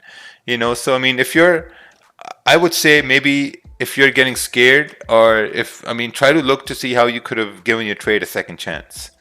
You know, I always give my bias a second chance. So if you're in a buy and you get stopped out and price goes to your target after that, try to look to see how you could have given your trade a second chance. And that will always help you a lot. And oh wow, look at that. Straight rejection from 1796. Holy. That's why you should wait. Waiting is important. What happened here? Air Jordan Retro, $200. Oh, nice. That's a cool shoe. Coming soon.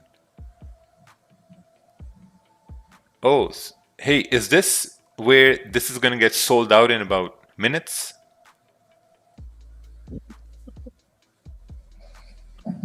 Yeah, I think this is that same thing over here. Oh wow, damn. Yeah, they'll get sold out in like less than a minute. Really? Yeah, they'll resell. Those are probably going for like 270, 280. Oh yeah, we got Mike over here. Mike the sneaker guy. 4 interest-free payments of 50. So how can you make sure you get it? Why limit? So pretty much you gotta go online. You gotta wait. I mean, there's bots that we just try to get them, but like this one is a manual hit. They'll block your server if they catch you with the bot. Okay. It gives people opportunity to get them if they want. Yeah. If anybody wants them, feel free. They'll be the only time today. It came out last week, and then you won't be able to get them no more. Wow. Crazy. This is a big market for sneakers over here.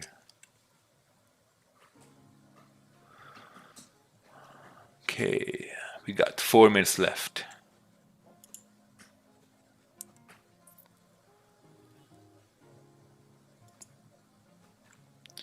Do you calculate your risk before every trade? Yes, after every trade, I calculate my risk. Let's take a look at this chart over here. This is a year JPY chart. Created a higher low with engulfing candle. Okay. Maybe closed too fast, 75% of the position, but didn't feel comfortable without a downwick. Yeah. Could have closed less. Closed 75, didn't feel comfortable. Closed full profit, nice. Should have closed less if you were feeling uncomfortable. Maybe 50%. That would have been much better. So, so the best way to work on confidence is to close partials and let the rest run. That's the only way to deal with confidence. It's like when you go to the gym, you lift weights, right? And you want to bench 225, but you're not that confident. So you're going to start with, let's say, 135 or move up to 185. And then slowly you're going to go towards 225 because you got to build that confidence, right? So it's the same way as when you see a move coming up and you see price is going to go to where you want it to go, but you're not confident enough, right? And even though if you enter a trade, let's say you enter a one lot trade, and normally you enter, let's say 0.75, you enter a one lot and you're not confident, instead of closing the whole position or the majority of the position, you may want to close 50% and let the rest run. Because once you close 50%, you're still in the game to make some sort of a monetary return at that point.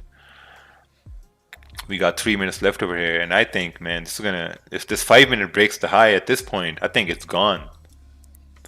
And with the news, it can continue moving even more. About 1796. We got 2 minutes left over here, 3 minutes. GJ sells. Yeah, I don't know. I think below 151,600 would be a better idea on GJ sells. The support matches up with the support hit to the left hand side as well.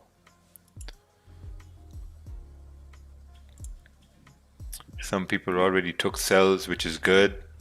I didn't. I'm waiting. But I recognize that I opened for 2% of account. What makes me feel not comfortable? Oh, if that doesn't make you feel comfortable, then I think that's too much risk. This is a delicate situation here now. Yeah. All the way up to 1799.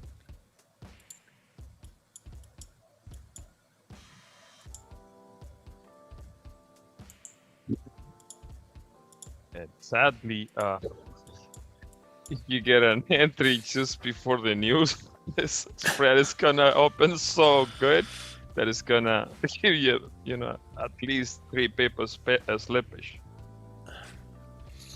Yeah, that's the only thing that's gonna suck. Yes. Just gonna see this 5 minute candle pop up going to 1797 at least. Yeah, 1787, 1798.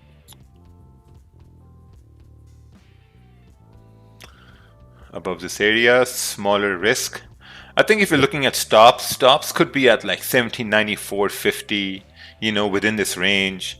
Because if we're breaking above this area, gold should have no business going back in this range. If it goes back in this range, then this move up wasn't a solid move at all. There we go. We broke above this area. We should continue bullish here. The news is also coming in.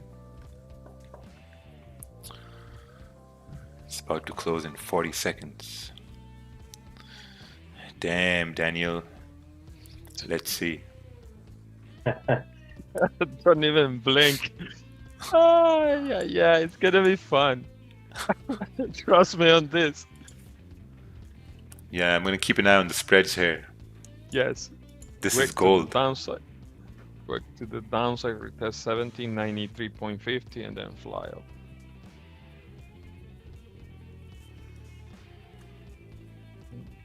Once. GJ's at 1.3. Ooh, wow. 3 pips spread on GJ. Gold is 3 pips. 2 pips. Okay. Wasn't that bad. Yeah, it wasn't that bad.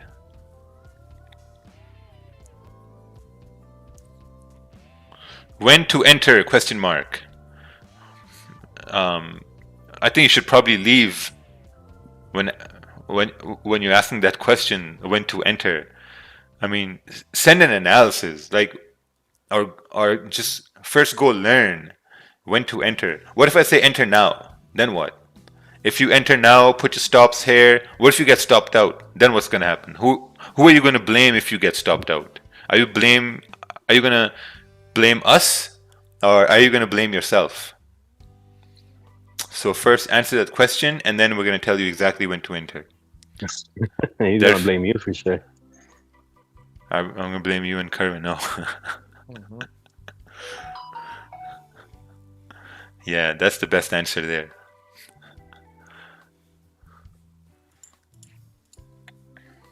Oh wow, nothing. Didn't break the highs of the previous candle here at all. That's good. That's good because this pullback to previous support to 1793.50. The moment this candle is turning all the way up, then it's your entry. Retest is done, so the move is coming. Oh damn, retracement. Yeah, that's true. Because if it moves up after this retracement, then it goes the opposite way. Yes. You're mean, right. from now, you want to see that retest to that 30-minute candle. Beautiful. From there, if respect that level and start going the opposite way, then the move is done. It's gonna pay. It's gonna fly up. Oh no. Oh no. No. Whoever entered buys over there, that TikTok goes to them. Oh no. Oh no. No.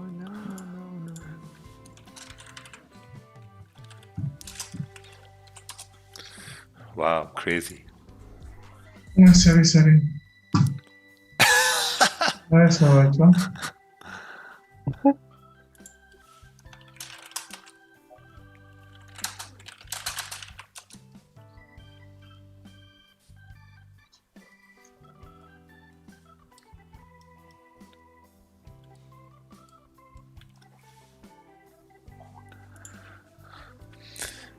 Yeah, I had to wait over here. Was really looking forward to that, but didn't happen. Oh no. Oh no.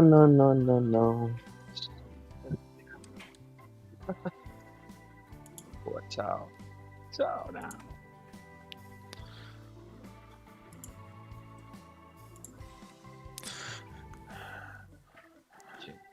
All right, let's take a look here what the results were. I know Mac got those buys right. This was... Oh, nice. It was lower. It was good news. Okay. It was good news at this point. Let's take a look at this US 30 over here. US 30 is also ranging. US 30 is ranging. I've seen most moves happen on US 30 around NYSE, like in the next hour. So maybe, oh, look, we had good news and UJ kept pumping over here.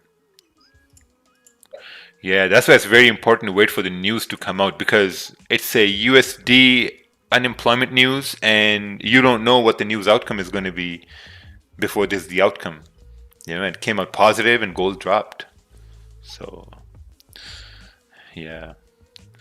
Didn't really work well over here.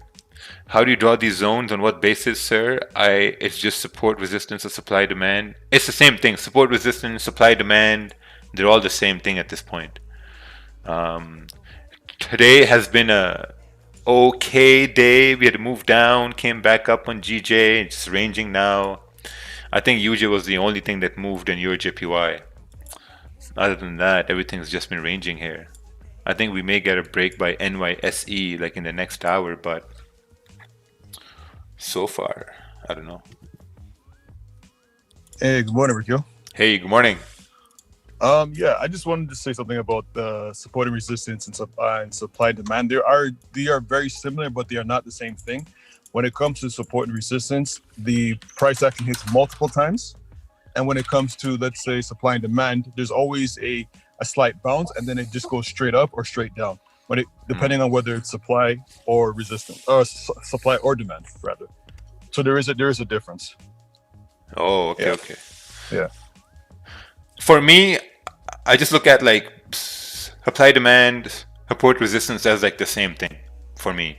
I just don't really. Yeah, that's just basically me. Oh, okay. Yeah, I got you. Yeah.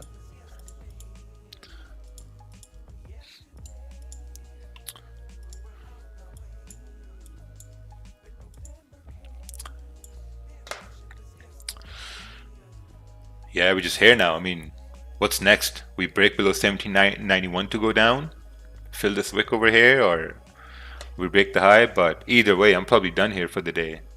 I'm not gonna try to force in anything or look for anything else. Had a loss here, so probably it's going to be a good idea to kind of like, you know, stick with that and move on with the day from there. Was it really that we need the 4 hour to close below 730 and it's all Gucci? Yeah, 730 probably where? Probably on pound yen. 730. Oh, right here. I think below 151 600 would be much better because we got this support area to the left hand side as well.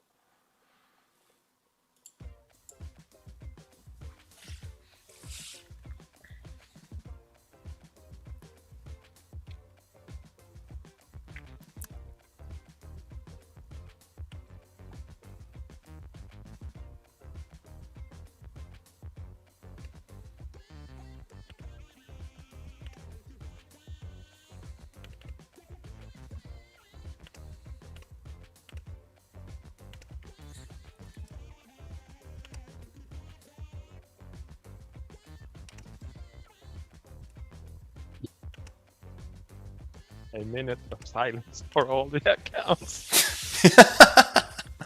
5 minutes of silence for everybody.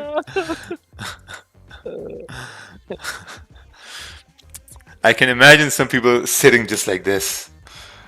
Oh, mamma mia, today was a tough day today. What I just did. My account is sweating today.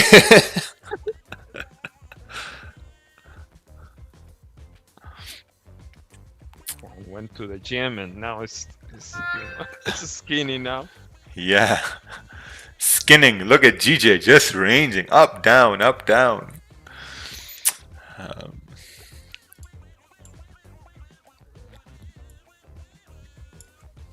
Can I trade Wyckoff schematics on gold? You can do anything you want when you sexy.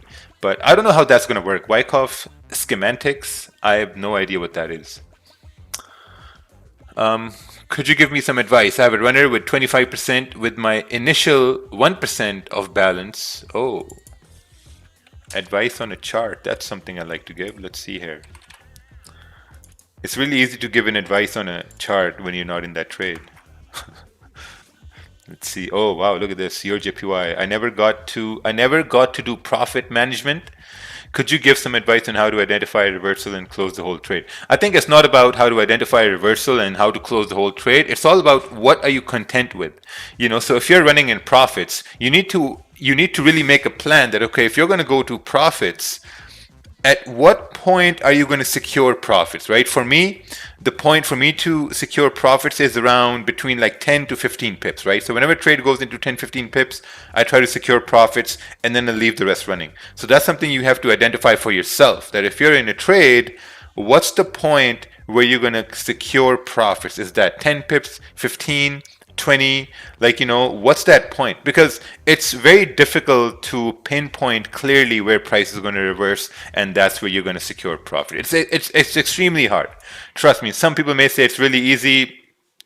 Perfect. But for the majority, it's extremely hard. So you have to always secure profits and make a plan that, okay, if you're going to take a trade, what's your plan? Where are you going to secure profits? What's your plan? If it goes against you, how are you going to manage risk? How are you going to close partial positions? So, you know, so all that comes into taking a trade. You know, so whenever you're planning a trade, you need to understand at what point are you going to secure profits? If it goes against you, what's your plan after that as well? When you close a trade at break even, does the trade count as 1 to 2 trade? Yeah. Yeah, because that was a trade idea. But at the same time, if you think that you're still within your risk or you haven't really used your risk at all because the trade closed at break even, I think you can just say, okay, like, you know, with experience, you can just say, yeah, okay, that wasn't a trade at all because your risk is still intact. You heard about Safe Moon? I have no idea. People are going to wake up tomorrow and say, here we go again. Yeah, that's true. We got in his feet tomorrow. They were like, oh my God, here we go again. What platform do you use to trade? MetaTrader 5. Yeah, man, Poundian has been super hard. I wanted to say, Raja, it's also motivating to see you lose because it puts you in the mindset also where professionals lose sometimes, so you know it's okay to lose. Oh yeah, man, it's absolutely okay to lose. I don't get emotional over losses at all. You know, losses are part of the game. If you don't lose, you don't win. But you got to make sure your losses are smaller. You got to make sure your risk is managed. You got to make sure that you don't get emotional after a loss. Some people get mad after a loss, you know. When you get mad, you take your aggression in the markets, out in the markets, and the market just beats you to the ground after that. You know, it just makes no sense. It's like trying to fight with Mike Tyson and you get mad at Mike Tyson, you go and attack him again, and he just beats the shit out of you. It's the same thing in the markets. You know, you take a loss, you get angry, you go back, and market just becomes Mike Tyson. You know, it just doesn't work most of the time. We've seen it over and over again. I've gone through that. All right, let's take a look at this chart here.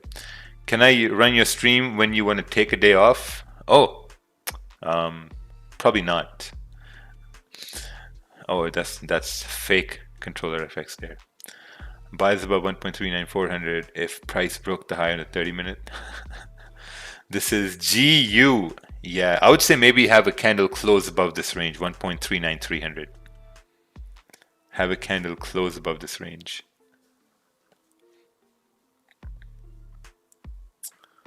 I started trading this year and Sleepy Joe is doing weird things. Let's call for the Trump cards. Yeah, I don't think Trump cards are going to come in.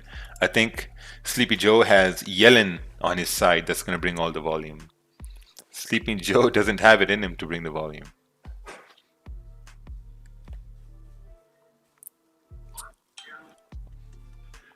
Sleepy Joe, bro.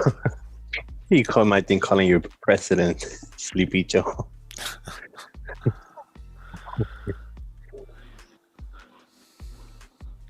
Yeah, GJ isn't going anywhere, man. GJ is in handcuffs right now. Look at this range. What are you going to do in this range? Nothing. I know a lot of people are going to try to trade in this range. It's not, I mean, no. Just no. Let's remove this over here. Just don't even bother trading in this range. Look for buys above 152.200 or look for sells below 152.600. That's it. Look at this. The garbage. When are you going to begin a class for beginners and how much? The beginners class is all over YouTube. That's where I learned too, because when I was a beginner, that's where I learned.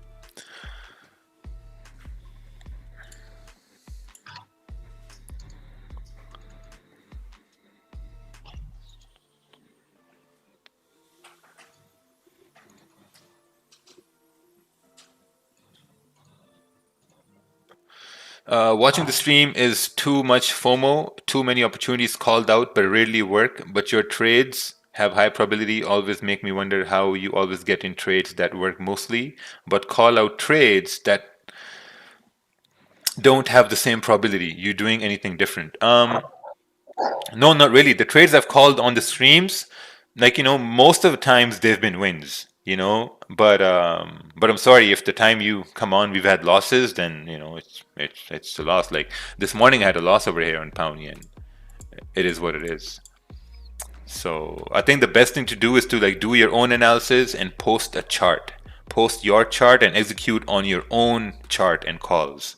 Because this here, we just give out ideas. You know, this isn't signals. This isn't, I mean, if an idea is called out, it's not like you have to execute on that idea.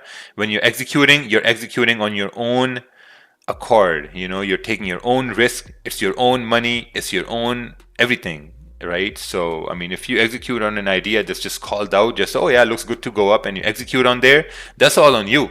That's nothing on me or Kervin or Leandro or Burak or like, you know, whoever's here in this, that's nothing on them.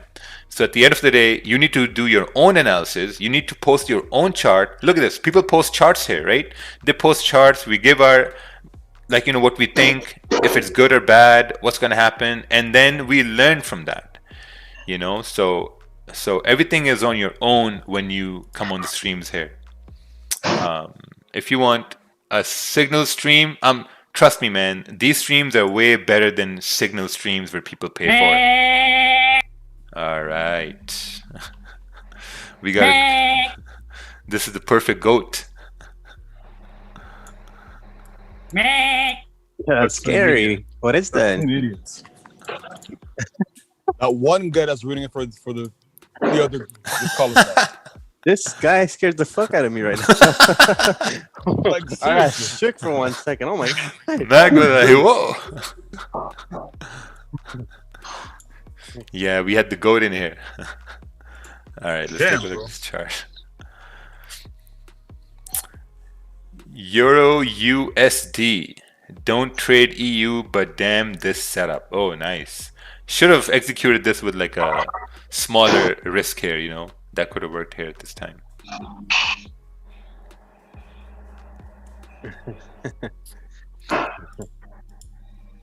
Man, how that feel trip with my heart. Mac was probably minding his own business, thinking, and lost in his own world. All of a sudden, whoa. Oh man. I'm a little scared of clowns too. When I see that.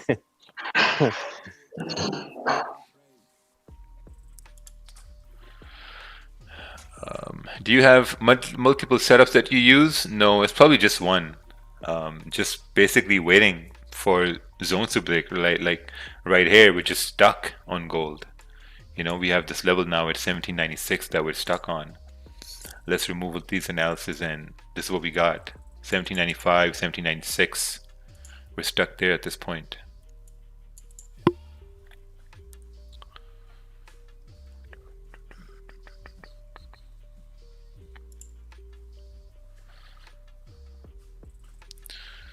Lights went out and it came to this. Please check my EU Raja. Okay, let's take a look over here.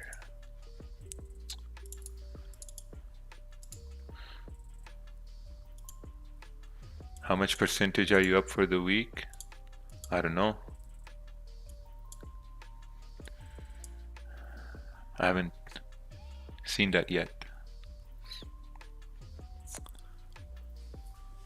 Okay, let's take a look at this chart here. This is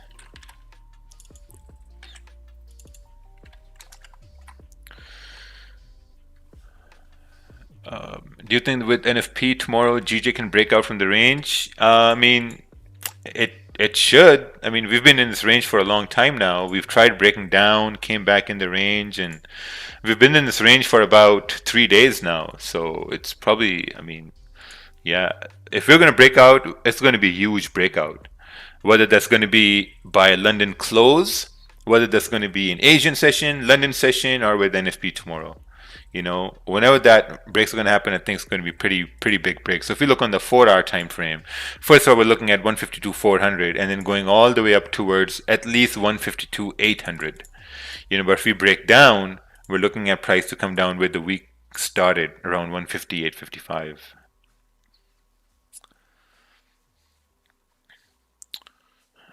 So yeah, at this point, we're just waiting over here to see if we break above 96.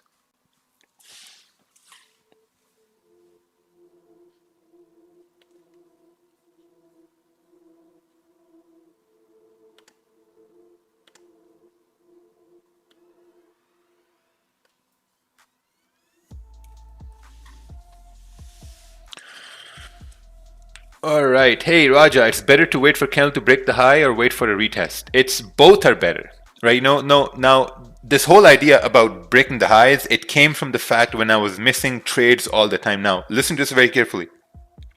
The whole idea about breaking the highs, it came from when I was missing trades all the time, right? So if you're looking at gold right now, and if gold breaks the high at 1796, and you're, let's say, a new trader, and you know you have to wait for the candle to close, and you're waiting for the candle to close, and the candle continues moving without closing, then you're like, oh man, I missed the trade because there was no retest, right? Because you're a new trader, you need to wait for the retest, and sometimes there's so much volume, there's no retest. You got to accept that.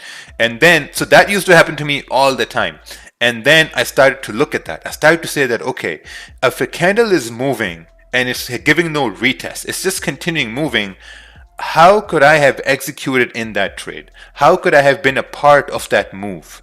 Like you have to ask that question, how? You can't just say, oh man, I always miss the move and blah, blah, blah. No, man. Like, you don't have to look at things that way. You have to look at it, how could I have been in that move? So that's where the idea of impulse entries came around. That, okay, if most of the time gold has high volume, GA has high volume, pound yen has high volume, and most of the time if they just continue moving, maybe if they're breaking the highs, that's where I could have entered to be a part of this move. And then slowly and surely you start to find out that, okay, these are risky entries, right? These are risky entries because you're not waiting for the candle to close. So I think with this candle moving up, if we break above, let's say 1796.50, that could be a better entry for price to move up. The next question is, okay, that's fine. Where's going to be a stop loss? So if we're breaking the highs, maybe a stop is going to be below this current candle, 39 pips away.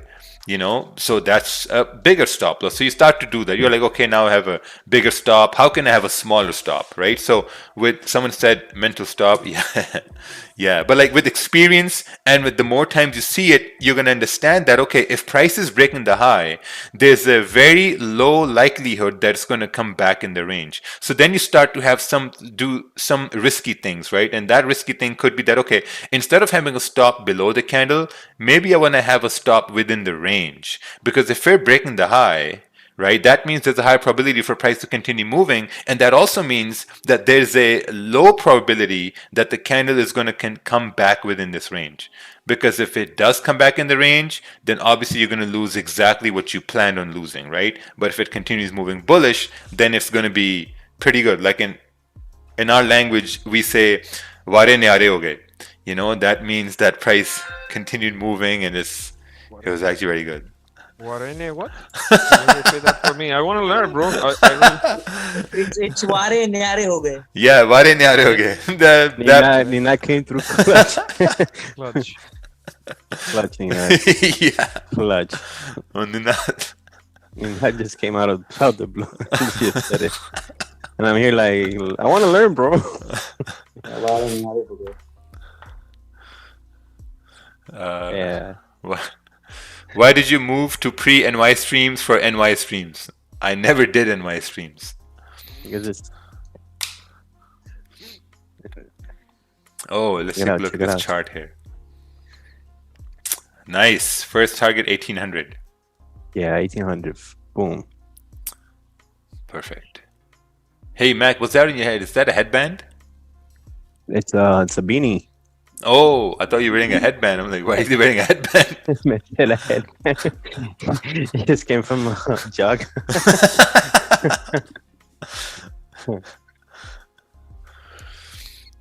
I've been losing every day in pre-NY in the last 2 weeks, managing risk, obviously. Should I reduce my lot size if I keep the same lot size? I'm using 4.5. I'm using 4.5% each trade. Yeah, that's a lot, man. Each trade, I use maybe like 1% to 1.5%.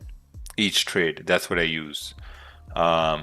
If you're losing for the past, I mean, just take a look at how you're losing.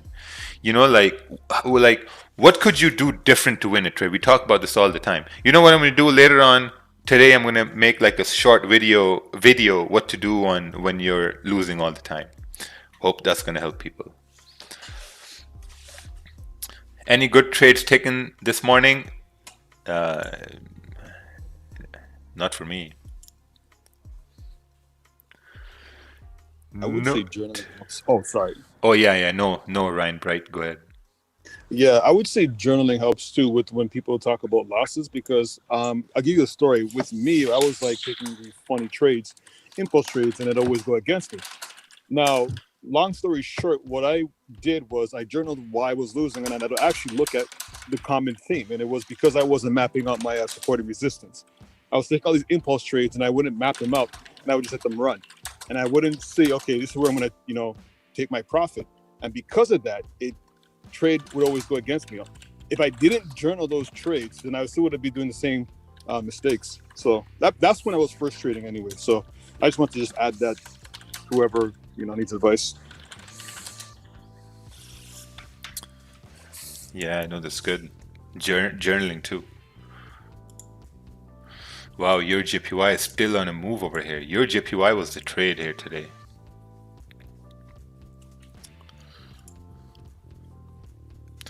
See this? Your JPY, 1 candle, 2 candle, 3 candle, consolidation, and then break. Gold kind of doing the same thing over here. 1 candle, 2 candle, consolidation. Next one, probably break. That could happen. Mm-hmm.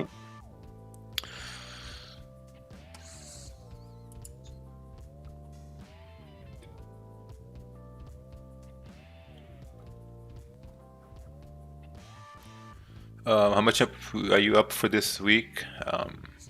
You know what? My pound trade I had in the beginning of this month is what really pushed my percentage up.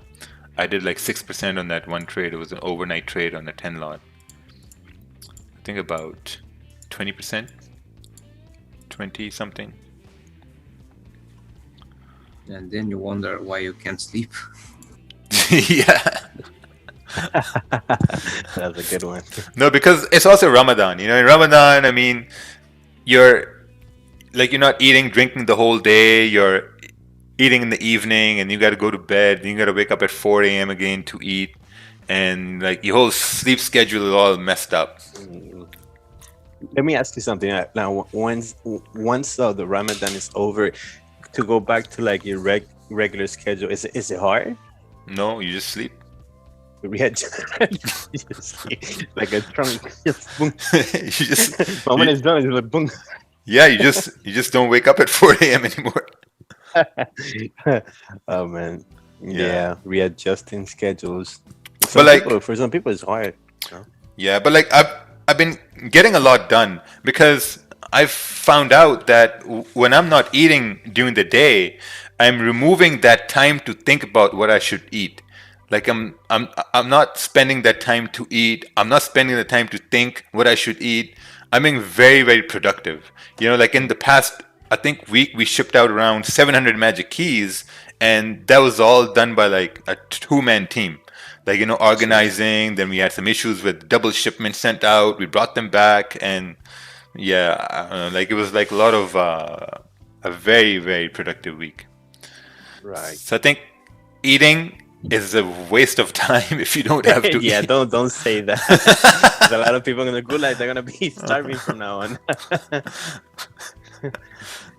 People on the YouTube chat, I'm gonna stop eating now.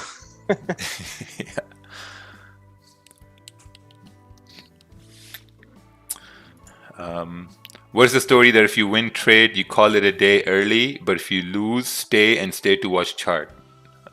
There's no story like that. Are you trading every pair or only certain ones? Which ones? I only focus on pound, yen, and gold. So if you look at my history is just pound, yen, and gold, basically.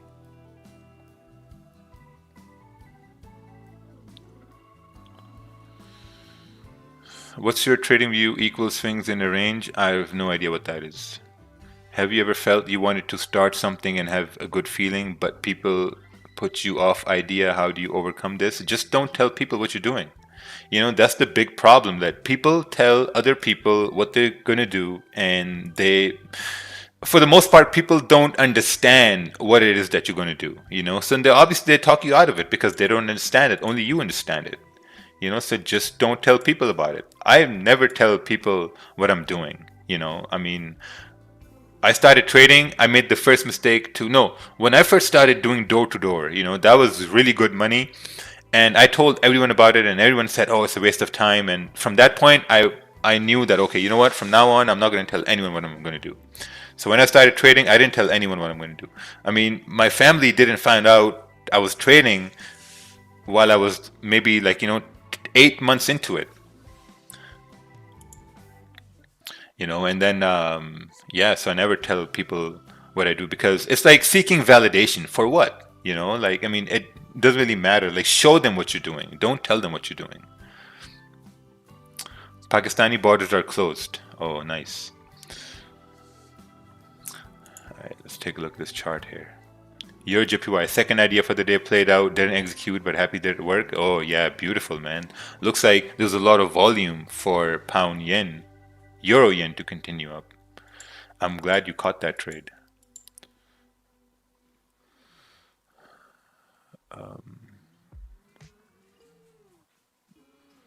When you lose at what you're doing, everyone tells you how dumb you are. Yes, that's true. But here's the thing, I was listening to this guy and he was talking about that how you're going to spend, let's say 30, 40 years working at a job trying to make it work, but how you can't risk 2 or 3 years of your life pursuing something with what's the word? With discipline, just to see if it works or not. You know, so I think it's important to take risks in life. You know, you want to take a risk for maybe like 2 years of your life, 3 years of the life. If it doesn't work, you can always go back to your job, your career, whatever that you were doing. You know, so I mean, I've taken a lot of risks in life. With like I left a paying job to work door to door for commissions only. I took a risk with trading. I took a risk with education. I invested my own money in the brokerage business. Huge risk. You know, it's still a risk right now because if it fails, man, I'm going to lose a ton of money. You know, so I mean, everything you do is going to be a risk. And if you lose, you're going to learn something from it.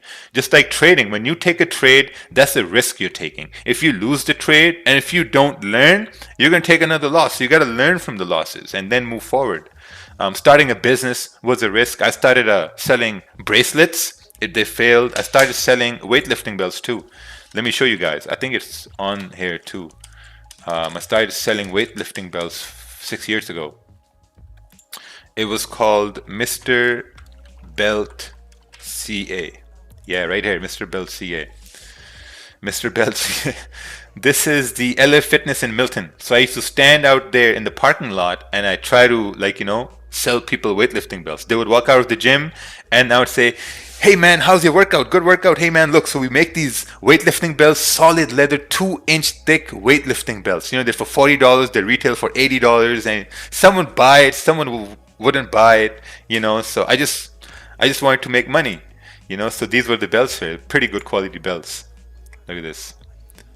Cartons, they were in cartons. This was my 1998 Pontiac. I had a red Pontiac. Used to sell the belts out of these here. This is my brother here with the belts, you know, so this is how I made the page. Before the belts, I started this company, Hustle and Hope, to sell t-shirts. This is back in 2014. Look at this, 2014. This is where I used to print the shirts in the basement myself. Printed them right over here, printed them, 2014. Failed, didn't work, you know. I think 20 Toronto. Yeah, I think I invested $300 and I was left with $50 in my bank account. It failed, lost the money, didn't work. And then I bought these belts for $400 and I think I was left with $100. They also failed. Didn't work. You know, so you gotta try things in life, man. You're gonna learn. The demand for those weightlifting belts is actually not even that much. You see people deadlifting 700 pounds with no belt. Yeah, I know. You know, I'm like, what are you doing? Get a freaking belt. Oh man, people are cheap. Yeah, but like, oh wow, man, Chod, look at this. This is still running up over here. Oh, this is only 15 pips here on UJ. What did you say? You don't want to hear it. That came out like, what? Yeah. He said hand Yeah. That's a curse word. I was watching something else. Yeah, it just naturally came out. I was like, oh, fuck. Because like, this seems like 40 pips, right? It seems like 40, 50 pips, but it's 15 pips. Raj, what language do you speak? Do you speak Urdu or Punjabi? Urdu, Punjabi is the same thing. Oh, okay. Yeah. Okay. Slightly different dialects, basically. Oh, really? Okay. Yeah. Okay. He says like 15 pips only. Pancho, I'm out of here. No, because I saw the move, right? I'm like, holy, it's such a Right. big move. Same as EJ. I was just looking at EJ and he moved like 15? Yeah. Or 45 pips actually. Pretty But much. you know the funny thing is that with the way USD yen moved, USD JPY moved, gold didn't move in the same way. So I'm thinking, was this based on? I mean, if this was based on the dollar getting strong, gold should have dropped down as well. You know. So maybe this was based on the weakness in the yen. I don't know, because pound yen also didn't move at all. Let's take a look at CAD JPY. If CAD JPY moved. Oh, CAD JPY also moved up over here. Interesting. Interesting things happened today. Would you still consider a fake out on the 4-hour to continue down to fill the wick? Let's see here. So that wick is probably down over here, 1788. Yeah, I mean, if we break, yeah, so that fake out is going to work if we break below 1791 to continue down.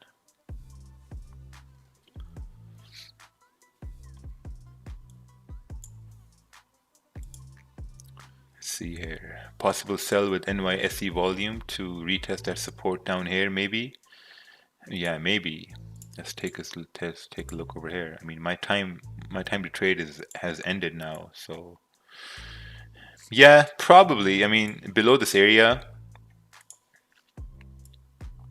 151, 800, you know, possibly below this area, you could get this move like 19, 20 pips. Still okay, still good.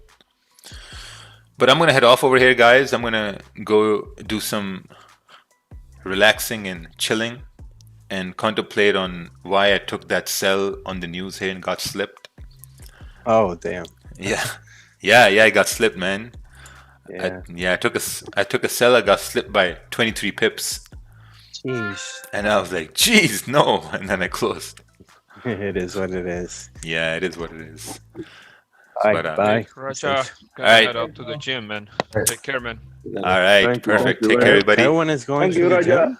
All right, take care, man. Honestly, man. Thank you, Holy.